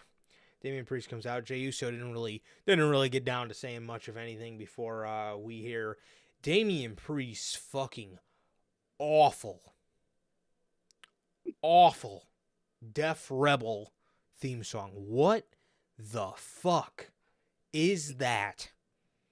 All rise for the judgment day. On a beat? Are you kidding me? Dr. fucking Dre would be rolling in his grave that he's not even fucking in right now. But still, Like, bro, you get the point. what? Uh, like, bro, how can they just ignore what happened with Def Rebel on Twitter, bro? Like, usually you could ignore Twitter. You can't ignore that, bro. Everybody was bro. You see that clip of KO before his one match with AJ, and fucking AJ's new music hits, and he goes, "Oh, what is that?" Yeah, To I any did. reaction to the music, like, bro, come on. I know for a fact. Everybody back there knows it. Oh And yeah, I know for a fact Triple H knows it. And I know for a fact Triple H knows it because Triple H has the ultimate honor of coming out to multiple great fucking theme songs. I want to say the DX song is by Run DMC. I I think think so. um Yeah, Evolution song is by Motorhead. His 2 theme songs, King of Kings and The Game, are by Motorhead. That man has had the ultimate honor of coming out to banger after banger after banger. His whole Burger. fucking God. Oh, we'll get to that, dude. Burger, Jesus. That man's had the ultimate honor of coming out to fucking banger after banger his whole entire career. I know for a fact everybody back there knows it. And if Triple H were smart, he would bring back the guy that is the mastermind behind all of his theme songs. Jim fucking Johnston. If he still is up for it. If not, get somebody who actually has an ounce of creativity, and get somebody who does not have a fucking background of making music for Disney. Oh, Death Rebel, bro. Like, dog, come on. You got these Disney fucks making this garbage. Horrible music. Horrible. God awful. Dude, I don't know. That song is fucking horrible. It is horrible. It's so bad. I can't stand Def Rebel. They seriously gotta get them out. Seriously. It is. Exactly. I don't know how many theme songs I can listen to I don't know how many more theme songs I can listen to of them that absolutely blow dick. So Horrible. bad. Their So music bad. production, god awful, man. Death Rebel has to be gone soon, dude. They have to be. Yeah. Bad era. We're in a great era of professional wrestling. We're in a horrible era of wrestling music composers because neither company has a good one. No, you get Mikey Suckus, or you get fucking Make Me Death Rebel. Fuck, dude, they both fucking suck, dude. And the only time it's ever good is if someone gets a licensed song.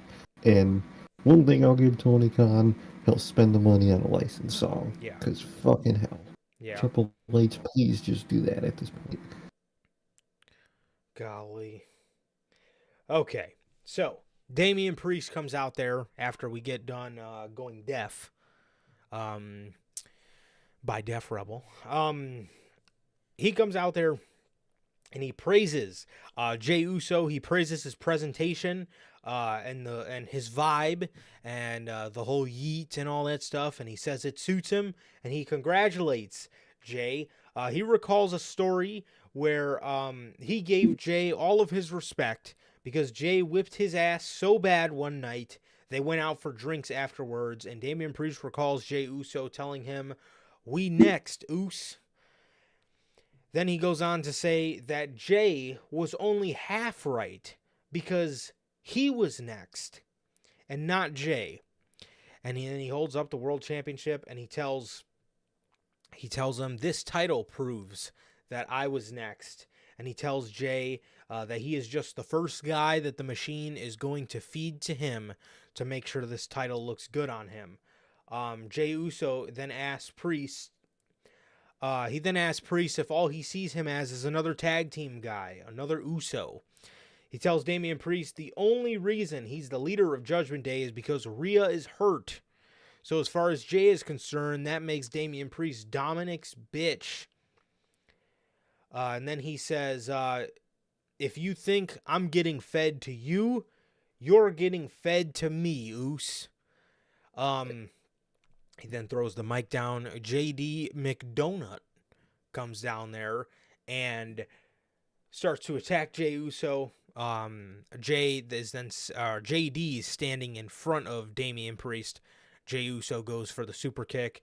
JD moves, knocks Damian Priest right on his ass. And Jey apologizes to Damian Priest. He said, "My bad, DP." And then he just walked out. So that was the opening segment to Monday Night Raw. I enjoyed the interaction between these two. I like, the bit of backstory between these guys, and I thought it was very good. I thought the jabs were nice. Between them, and I thought it made for a really good promo exchange. And Personally, Hunter, I got Priest for Backlash. Oh yeah, definitely. Pretty easy Priest win at Backlash, man. But great segment to open the show, man. Very, very fun. For sure. Afterwards, the Awesome Truth defend the world the World Tag Team Championships against DIY. DIY is still cosplaying as DX. The fuck are we doing here, man? Come on. We were on a really good pace with DIY. First of all, why was DIY not given their tag team title match at France and Backlash? I don't really understand that. I mean, I guess other than maybe the fact of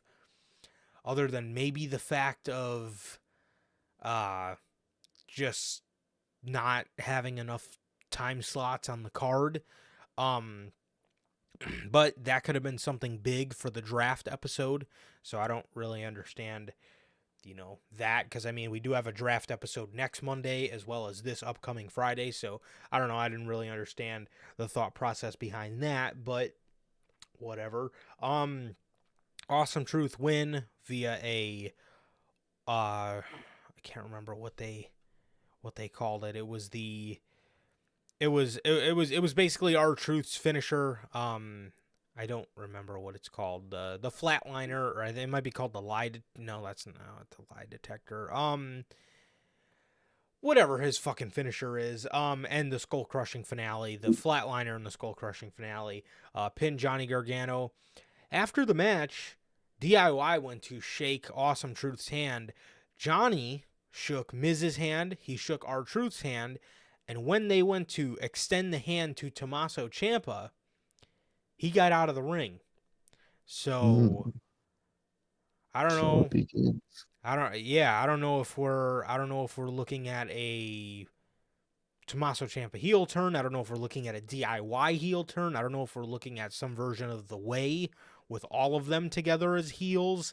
I don't know what we're looking at. I don't know if these two get split up in the draft. I certainly hope not, because now that you just split your tag division, now is not the time to be breaking up all these tag teams. It's not. Please, no, do not hit that fucking 2017 shit where you broke up every fucking tag team you had. You don't need to do that. If anything, I'm down for a way, some form of the way, which I'm a betting man, I think is what's going to happen, but interesting nonetheless that they're starting this already. Definitely. 100% And Logan. it would be absolutely criminal if DIY did not win the tag titles at least once. It would. Oh yeah, it would be very fucking criminal. Yeah. So that was that, and that was, like I said, a little interesting, being that, we kind of just got these two together finally on the main roster, and I think it would be a bit ridiculous to break them up right now if that's what they are planning on doing, but who knows, man? Who knows?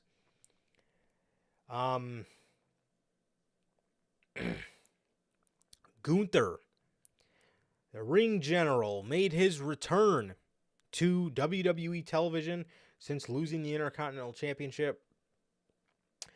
Gunther talks about how he elevated the Intercontinental Championship and in the process become the greatest champion that that championship has ever seen. He talked about how he will forever be tied to the lineage of the Intercontinental Championship, and he talked about how the pressure of living up to his as well as everybody else's high expectations has finally been lifted off of his shoulders.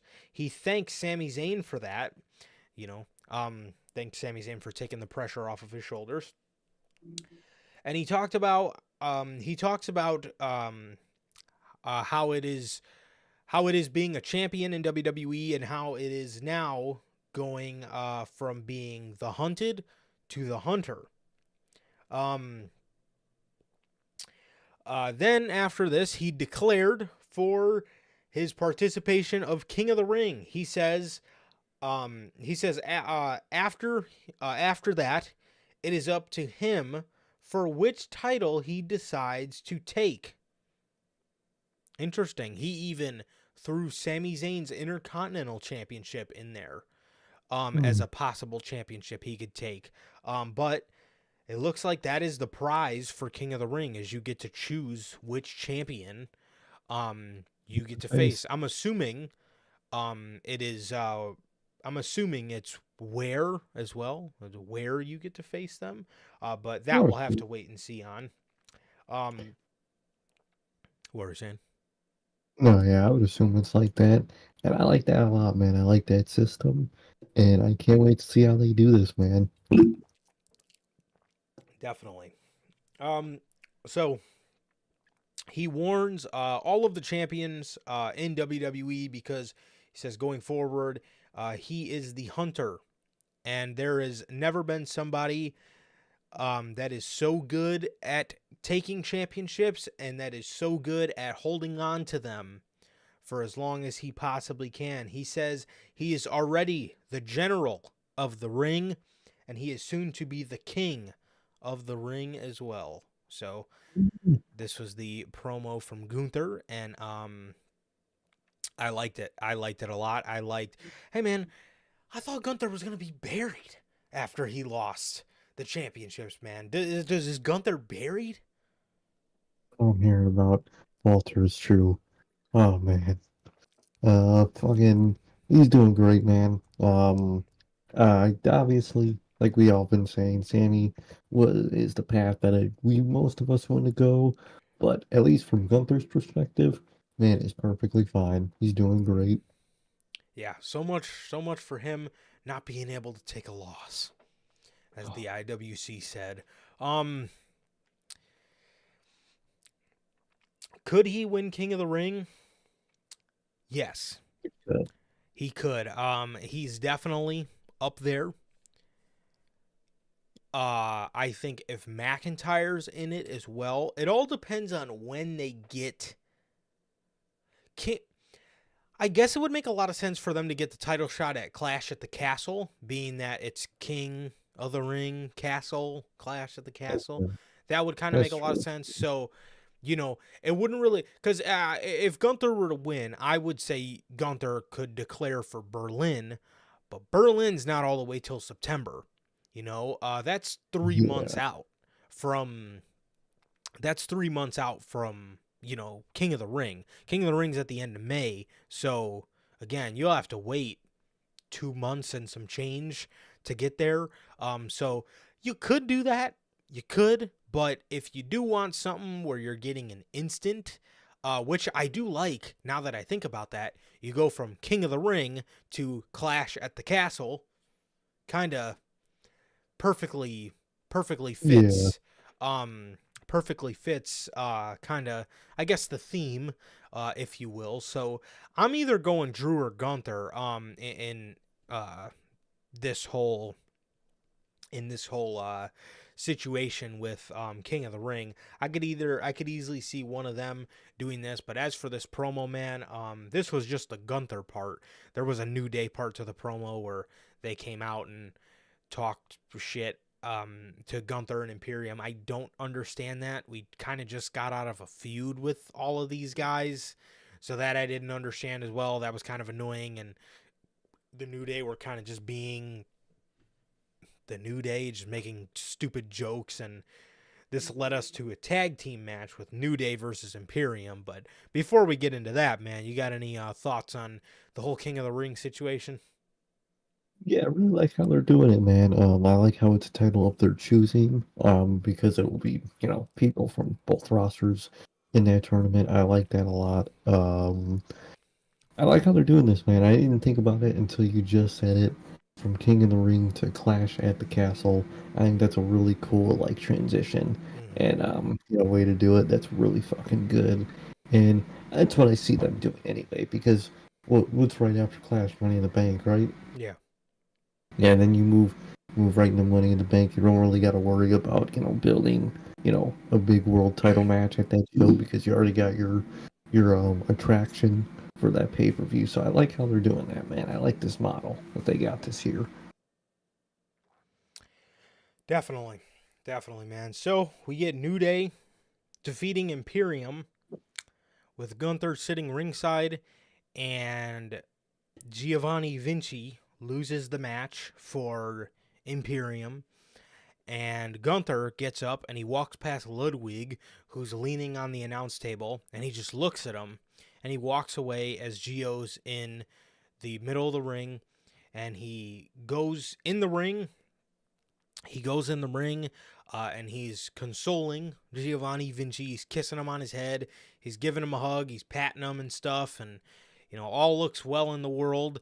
And as they're walking out, as soon as they get out of the ring, he throws him back up against the Videotron, the Videotron apron board thing, whatever. He throws him up against there, and he starts absolutely beating the hell out of Fabian Eichner and whooping his ass around the ring, puts him on the steel steps.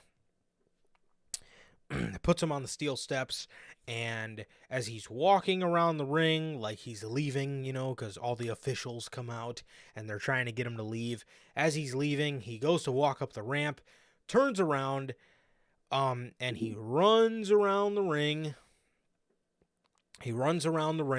And kicks Giovanni Vinci in the head, and that was it. So I guess that was, the same move that Ludwig did to Kofi Kingston many, many months ago while they were in their feud or whatever to, put him out with injury or whatever they had going on. But after months of stupid teases, Imperium is done. And it's just back to being Ludwig and Gunther, and I don't understand this because Gunther did multiple interviews talking about how he likes his group the way it is and he doesn't want to fuck with it. And here we are. Why are we doing this? Fabian Eichner, well, first of all, let's talk about the treatment of Fabian Eichner and Marcel Barthel, or Giovanni Vinci and Ludwig Kaiser. What the fuck were we doing the whole time? Like they could have been doing great things in a tag team division, but instead they just been doing this weird feud between them that finally, sadly, culminated in a turn. Like, why are you doing any of this, bro? What is this game for anybody? What's the end game here? They're so fucking good together, and they're such a good tag team, specifically the two of them. And from the moment we started these teases, I hated it because the group is so good as a group. But when you treat them like that, what are we doing? What are we doing, man? I mean, this group, again, is so good. And not only as a group, this tag team is so good. And again, we're teasing this stuff with DIY, right? Could be teased. This could possibly be a DIY breakup. On top of that, you wanna officially break up Imperium? Bro, is it really 2017 again?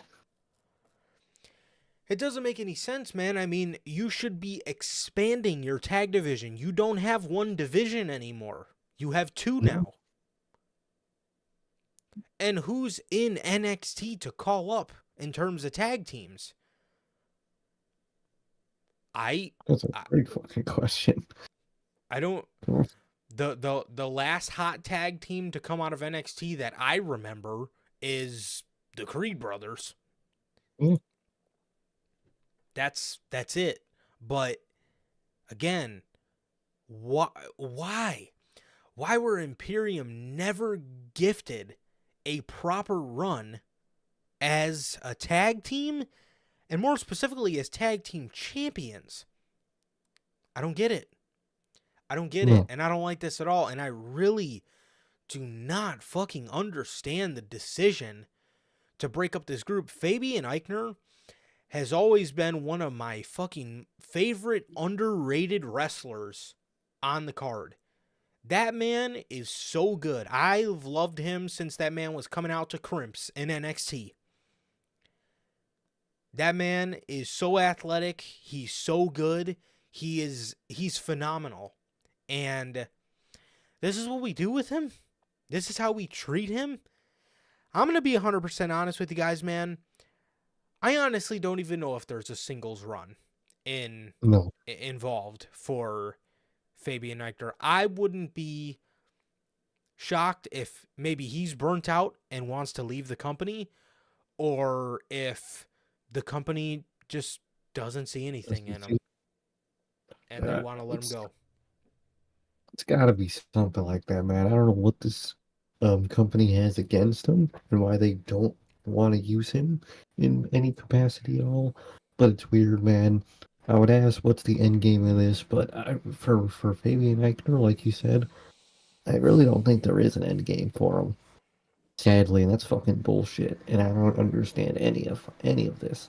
Makes no damn sense. It's really fucking annoying, and it just hinders their group a whole lot. It's not a group. It's two guys. One of them's a tag team guy. One of them's a main eventer. That's not a group. That's a lackey. Exactly. I don't know, man. I don't know. Very, very frustrating stuff here. Just, I don't know. I don't know what to say. I hated this. I've hated this for months, ever since they started doing these fucking ass dick teases. I don't like them. I never have. Tonight it culminated, and now you broke up a faction that should have been Judgment Day levels. I don't want to say Bloodline levels, because everybody knows I consider the Bloodline the greatest faction of all time, so I don't want to go there, but Judgment Day levels of brand dominance. Exactly, dude. Fucking major fucking side note, but I saw a post and it's so true. Imagine the brand dominance that the Undisputed would have had in Triple H's WWE, Bro, dude. Stop, dude. Oh, bro, they would have been. Oh, that shit would have been goated, bro. And oh, see, man. and see, the thing is, if you would have treated Imperium good, you could have had interesting feuds with them in the Pride. You could have had interesting feuds with them in Judgment Day. You could have had interesting feuds with them in Bloodline. You could have had interesting feuds with them in Final Testament. You got groups, okay? You got groups on the show. We got to get better at how we treat these groups, because I understand not every group can be dominant, but their treatment was just flat out disrespectful. Oh, 100%. Like, that is, they literally weren't a trio or even a tag team. It was Gunther, and then those two guys arguing with each other the whole time. It made no sense. Yeah. Like, bro, you guys are backstage in AEW. What is the point of this arguing? Why? Did you see that fucking clip of Shawn Michaels where he has a picture of him in the Undisputed Era sitting in his office still? Dude, that man is hilarious. I respect it. Yeah, I and wish. the way this is fucking going in AEW, can we please fucking get him back? I swear to God, bro. Adam Cole, I don't care that you're their friend, bro. Go back, dude. Please go back. Yes. That man would be... that man would be unmatched on the main roster, bro. With his group, that man would be undisputed. He really would be undisputed. Dude, UE versus, like, Punk. Oh, match. Come on, bro. Come on, bro. Undisputed versus, like, babyface Bloodline. Come on. That means we could get some variations of, like, fucking Roman Reigns and Adam Cole, Jey Uso and Adam Cole, Jey Uso and Kyle O'Reilly. Fucking, come on, bro. Roderick Strong and Jey Uso. Come on, bro. Usos versus Red Dragon, bro. Bro. He could have got it. Come on, dude. Oh, man, that would have been perfect, dude. Fucking Roddy on the mic in a promo battle versus Roman Reigns. This shit would be legendary. Crazy. Not to forget, we probably got another group coming in here soon with the Wyatt Six. And goddamn, how cool was that fucking QR code footage Absolutely. coming soon? Oh, Remember yeah. who you are. Come on, bro. Fucking Oh, Wyndham lives. he does, dude. He really will forever. Like, dude, imagine that. Or imagine Sanity. I mean, it's fucking Fuck Eric Young him. every day. But imagine Sanity, the whole group, Fulton, Dane. Would have been perfect, Come man. on, Would have bro. been perfect. You didn't even need that ball fucker.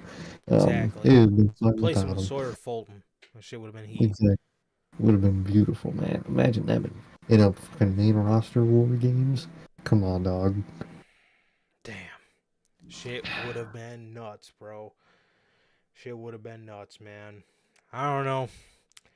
So This is frustrating. it is so frustrating. The treating of Imperium is just, again, like I said, down fucking right disrespectful was the treating of Imperium. Absolutely hated it. Oh, 100%. So with that, Drew McIntyre is out here for a promo. He tells the cameraman, "I'm going to tell you again, don't shoot up my kilt, you perv." Crowd chants CM Punk. He says, "Why do you guys insist on chanting his name every time I'm out here?"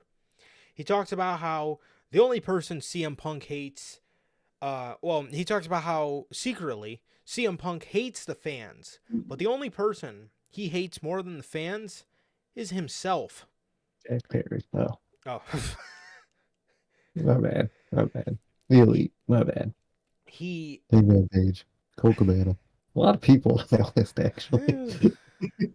That's a very pretty true. big list. Very true. Very true. Um, he then asks, um, he then asks the crowd why they insist to chant his name. They keep saying what. So Drew then asks them to. He says, "Chant what if they French kiss their cousin?" And of course, these fucking wrestling fans. What? Come on, bro. Fucking Bro. wrestling fans, dude. And that was the loudest what? That was the craziest part about it.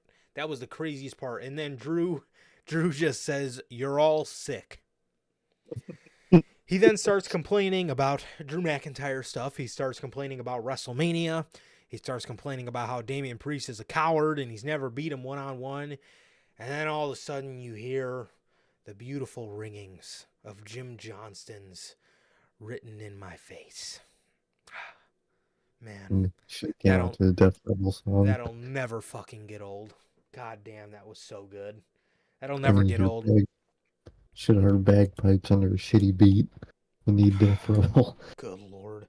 That's what they would have gave Sheamus to. Dude, that's exactly what he would have got, some bagpipes over a shitty ass beat. Fucking A. Dr. Dre who? Good lord. Sheamus then comes out and he says, "Drew, what's going on? What's going on, man?" He tells him all he sees nowadays is somebody who can't take responsibility for his own mistakes. He talks about how Drew's brother, John Galloway, and his wife, Caitlin, were all at Mania, and they were all there for him to get his moment. To get his moment in front of a live crowd, to get his WrestleMania moment. He says, "I seen your brother. He flew all the way from Scotland. I seen your wife. And you finally got your big moment, Drew, in front of the live audience. And you blew it. And you blew it all over social media crap, a meme, and a t-shirt." He tells Jack Perry. he tells Drew that they've had a bunch of booze together. They've traveled up and down these roads. They've had banger after banger after banger matches. And because of that, he's going to tell him the truth because he's his friend. I've always fucking loved the dynamic between these two. I really have. That's a great fucking dynamic. And And he says, I'm going to tell you the truth. A one-armed CM Punk whipped your arse. Also, Sheamus came out wearing his trunks. He didn't come out wearing his fucking compression boxers that I wear to the fucking gym this week.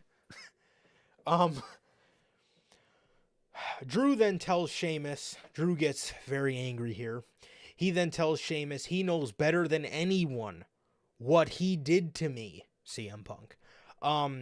What he did to me and how he affected my career when I was a kid. You know better than anybody. Sheamus then tells Drew that he needs to get the obsession out of his head. And Drew tells Sheamus before he was injured, Drew then tells Sheamus, since you want to tell truths in front of the whole world, then let's tell truths. He says, before your injury, it was banger after banger after banger. But ever since your return, it's been burger after burger after burger after burger. Sheamus fucking breaks character completely. Sheamus starts laughing. He goes to pick up the mic to fucking deliver his next dialogue, and he just starts laughing in the mic. I love when they do that, dude. I love that shit so much. I don't give a fuck about kayfabe. This shit's it's the best. so funny, dude. So then Sheamus laughs, and he says, you know, Drew, ever since I've been gone, you've been getting real good at them one-liners. Very true. He tells Drew, it may have been. It may have been, but here's the thing. I can lose the weight. You can't lose stupid. He tells Drew he needs to stop blaming everyone, and Drew says it is everyone else. Or Sheamus says you need to stop blaming everyone else. Drew then interrupts and says it is everyone else. He says that burger after burger after burger, those aren't my words. Those are the guy's words in the back when they were all sitting around the monitor last week watching your return match. And I was the only one I was the only one that stood up for you. Sheamus then says, I don't bloody care what they say about me. They can say whatever they want. It doesn't bother me. I don't care. And then Drew shouts back and he says, but I care because you're my friend and I'm always out here to tell the truth. He then tells Sheamus he's going to sit right here and he's going to watch his match and he's going to watch his back for his match. Nakamura comes out here. And Sheamus and Nakamura put on a banger. They put on a pretty good match, pretty solid match here on Monday Night Raw. Very solid match. Sheamus ends up picking up the victory, man, as Drew sits ringside and watch. So, pretty good match for Sheamus and Nakamura, and the promo I loved. I loved the promo, man. I thought it was awesome. Definitely, dude. Phenomenal work between these two. Like you said, I love their like friendship dynamic that they have. It's fucking great. Drew is fucking hilarious, man. He does the dumb internet shit better than fucking Jack Perry ever wish he could, dude. I love it. It's been great, man. It's been great from all sides, dude. Drew was one of the best people going into Mania, and even coming out of Mania, he's still one of the best things about Monday Night Raw, man. And that's a great thing to say. 100%. 100%. Yeah, and like Sir K said, man, the dynamic that, you know, Sheamus and Drew have always had, amazing. It's one of the best dynamics. It's one of the best just chemistries on WWE television. They have a great chemistry. They have a great dynamic, and always good stuff. Never bad stuff ever seeing these two in the ring with each other. Sammy was then in the back talking about what had happened with Chad Gable. He said he's going to hold off and he's going to wait to see what Chad Gable has to say. Then Bronson Reed comes and interrupts him in the back, and Sammy then asks him, do you want this? He holds up the IC title and he says, well, if you want it, pick a place, pick a time, and you got it. Bronson says, okay. Sammy goes to go back to conducting his interview, and Bronson just attacks this man backstage, lays him out in the back, and tells him that he's coming for his championship. So, looks like Bronson Reed is the next challenger, and I really like how Sammy is just having a rough time keeping the spot on top. And they always say that's the hardest part. They always say getting there is the easy part, keeping it is the hard part. But actually, Sammy's had both of those have been a pretty hard part for Sami Zayn. Getting there and keeping it seeming to be pretty hard for Sami Zayn, but it's a part of his story, and I wouldn't mind if he lost this championship pretty early on so we can hurry up and start so WWE can reassure me that this is not the end game for Sami Zayn. Exactly, man. Use this as a lesson to how to keep a title, or how not to lose a title, or how not keep a title. You know what the fuck I mean. But just to be a lesson to him, and I think he should, like you said, lose it pretty early on. I think he would fit most for what they should be doing with him. Definitely, man. So that was that, and then we get the Chad Gable promo, the Why Gable Why promo. Chad Gable comes out there with the Alpha Academy as they're all in Alpha Academy gear and he's in a suit. Gable then says the reason he did what he did was because Sami Zayn just had to rub it in. He said, when he seen me weeping in the corner, he came over there and he laid the championship right down in front of me. And if that wasn't enough for Sami Zayn, he had to go over to his wife and celebrate, holding up the championship. Gable then says it should have been him at WrestleMania celebrating with his daughter, but he was wasting his time training Sammy to get his moment. And with that, he says he's been training losers for far too long. And then he turns to the Alpha Academy. He goes to Tozawa and he says, all you do is come out here and do your stupid dance and rack up losses. And it is pathetic.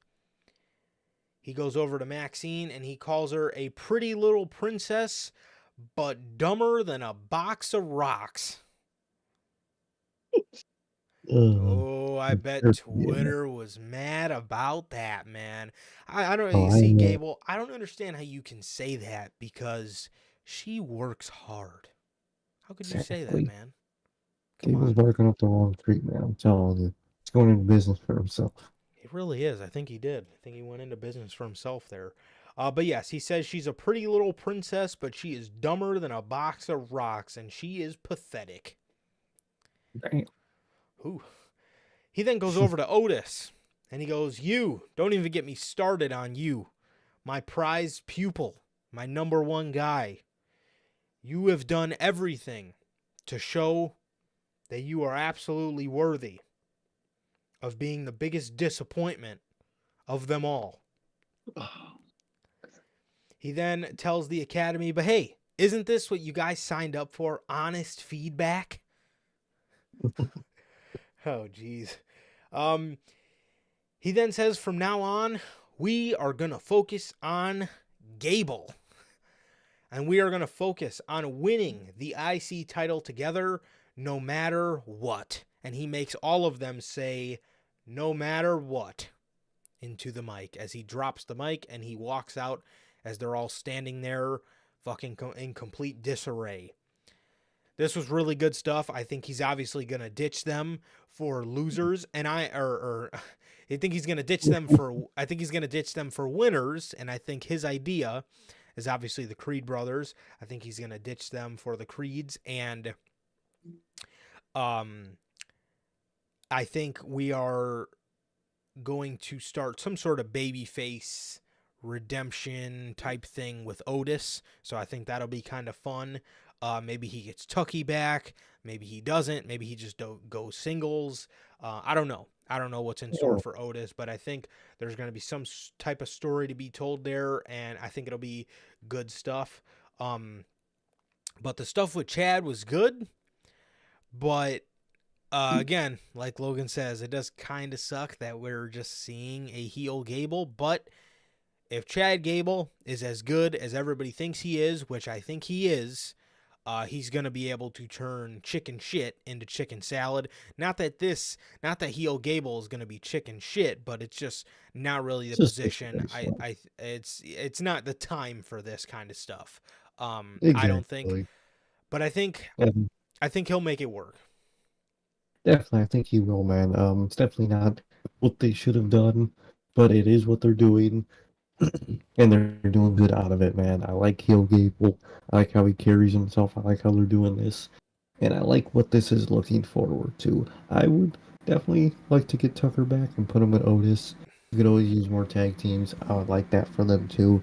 And as for Gable, I think we all know he's going with the Creed brothers, and that's going to be phenomenal when that happens. Yeah, it's going to be good stuff. Andrade and Ricochet defeat Judgment Day.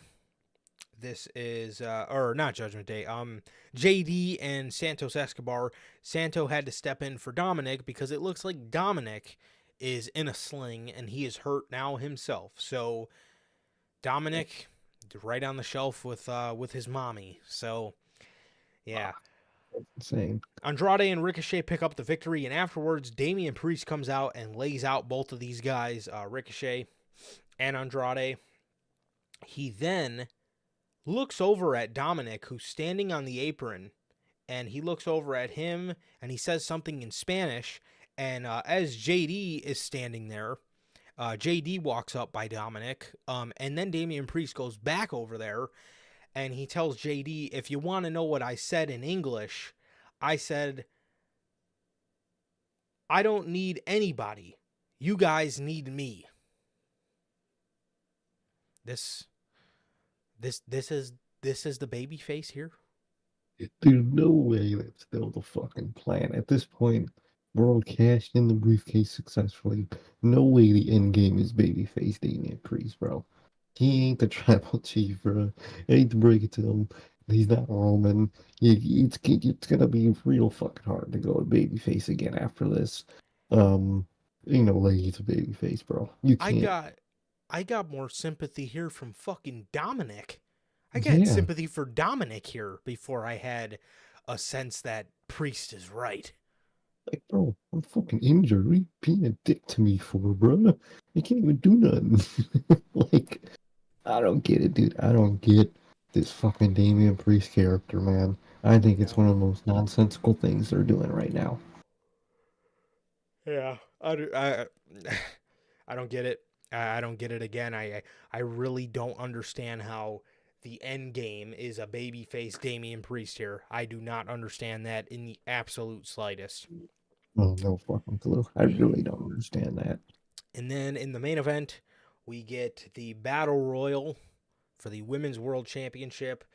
We obviously had, a bunch of people in there that obviously weren't going to win it. We had Maxine, Ivy Nile, Candice and Indy, who got eliminated by Maxine. So that's just fucking wonderful. That's wonderful. And in the end, obviously, it was Nia Jax, Liv Morgan, and Becky Lynch. A lot of people I know thought Liv would probably win here. They dumped Nia over the top rope, and then while she was hanging on the apron, Liv hit her with Oblivion, and then Becky followed it up with her middle rope leg drop, brother. And Nia She's Jax, really in there, brother. she really is. Nia Jax, went on the outside, and as Becky and Liv were on the outside fighting, they were both on the ring apron. Liv went to do Oblivion the same way she eliminated Jade Cargill from the Royal Rumble. Becky Lynch caught her and hit her with a manhandle slam. It was more of a Uranagi on the apron, and Liv Morgan fell off the apron, and Becky Lynch was crowned as the new Women's World Champion. And I haven't even looked at Twitter. Usually try to stay off there. Tends to be a shitstorm. Oh, dude, it's all Becky Hulk Hogan memes. It is literally all it Doesn't is. work for her, brother. It doesn't, bro. You ever get that one video? It's the video that has the NWO theme, and it's just fucking yeah, just images or and videos of Hogan just doing his shtick. Oh, dude, it's the most hilarious shit ever. There it is. Yeah, that's all I'm getting. I mean, like Becky, really, like I didn't want Liv, but I also kind of didn't want Becky either. You're kind of tied between a rock and a hard place here for me. At the end of the day, I don't really mind it, but like, yeah, it's Becky again. I mean, Very. So, again, I'm not really the biggest Liv Morgan fan. I'm not gonna sit here and lie. I do yeah, love Becky Lynch. Becky is in my top three, but Becky's just seemed like a very cookie cutter option to go with. I think, my feelings aside, it obviously made a lot more sense to put the title on Liv Morgan. mhm, But maybe they don't want her whole revenge tour to end here. Maybe they want yeah, maybe the end goal is for her to take it off of Rhea, or maybe they want her to get the title a little bit closer to Rhea coming back. I don't know what sense that would make because he'll just look like a transitional champion, but that is maybe the option. But again, regardless on how I feel about Liv, like I said, I like Liv. I'm not like a super Liv Morgan fan like half of no, Twitter is, but like at the end of the day, I just feel like Liv made a little more sense being that she's in tune with the story here as to where Becky is Becky, the bigger draw, obviously. But Becky was on vacation. There was no point in her coming back to win this. I feel Rhea is probably just going to come back and beat her anyway, like she did at WrestleMania. So I guess if they would just want to run that back, I guess. But I just I don't understand. I don't understand the I don't understand the choice to put the title on Becky Lynch. Maybe it'll become a little more evident, but and again, trust me, this is not coming from a Liv super fan that just wants to see Liv hold the title 24/7. But I genuinely feel Liv made a lot more sense here than Becky yeah, did. yeah. I definitely think it was the more sensible answer to go with Liv. And I really don't know why they put it on Becky. It's just pointless overall. Absolutely, like I said, very cookie cutter option. Very cookie cutter option here for WWE to go Becky Lynch. I thought it was I thought it was I honestly thought it was the easy way out for sure.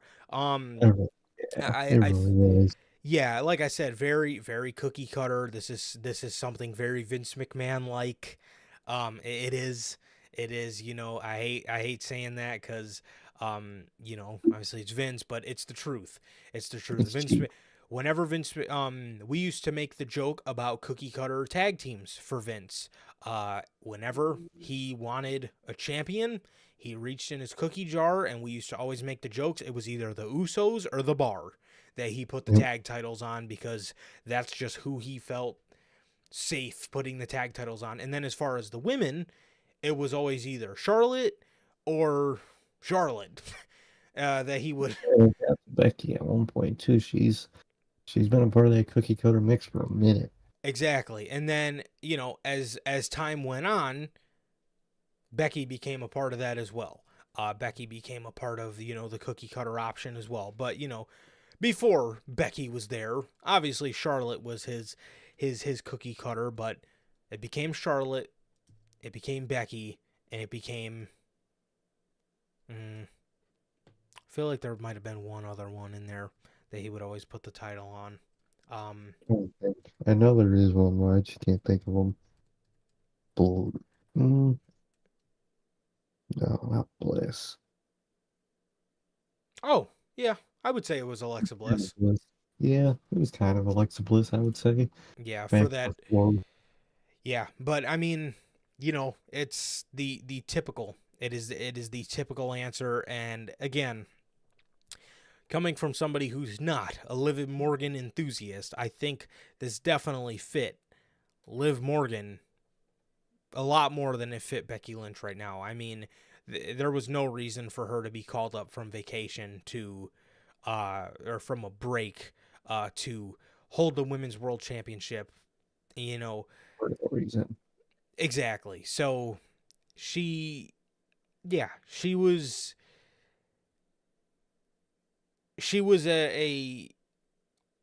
especially around her heel run, very cookie cutter option for Vince McMahon, and it looks like she's in the cookie jar for Triple H as well. And I don't like it, man. I don't like it. It's typical, and it's just the easy way out, and it sucks. In all honesty, I mean, just super cheap and just lame as hell. I think they could have done way better than that. definitely, definitely, man. So yeah, man, that is gonna do it. That is gonna do it, man. That is everything for the week of wrestling, man. That is everything for the week. And ooh, my camera is all over the place. Golly. Yes. Um, well, it looks like, to address the comments, man, it looks like Rhea Ripley is gonna be out for about 3 months. So Oh, yeah, God damn. probably around That's SummerSlam Bash in Berlin time, around yeah. there. So yeah.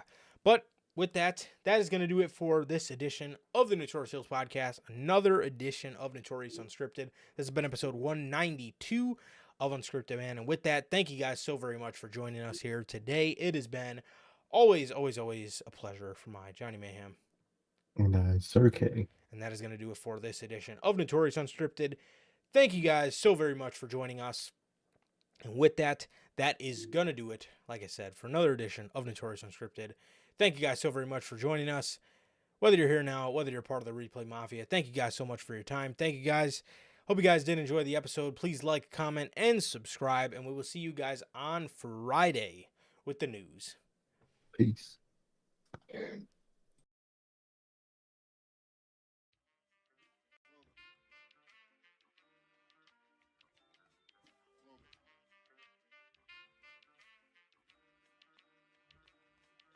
I used to get pills on the bitch. Now I throw shields on the dick to stop me from that HIV shit. And niggas know they soft like a Twinkie fillin', playing the villain, prepare for the strap killing. Biggie Smalls is the illest. Your style is played out like Arnold when that what you talking about, Willis? The thrill is gone, the black Frank White is here to excite, throw dick to dice. Bitches are like I'm brainless, guns are like I'm stainless steel. I want the fucking fortune like the wheel. I squeeze cats till my clips is empty, don't tempt me. You don't want the fuck with the I'll be empty. damned if this ain't some shit. Time to spread the butter lyrics over harmony grip. It's the mood killer death trap. Yes, I'm a jet black ninja. Coming where you rest at, surrender. Step inside the ring, use the number one contender. Looking cold booty like your pussy in December. Nigga, stop bitching, button up your lippin'. From method, all you gettin' is the can of ass whipping. Hey, I be kicking. You son, you doing all the yapping, acting as if it can't happen. Your frontin' got me mad enough to touch something. You one from Shallon, Allen, and ain't afraid to bust something.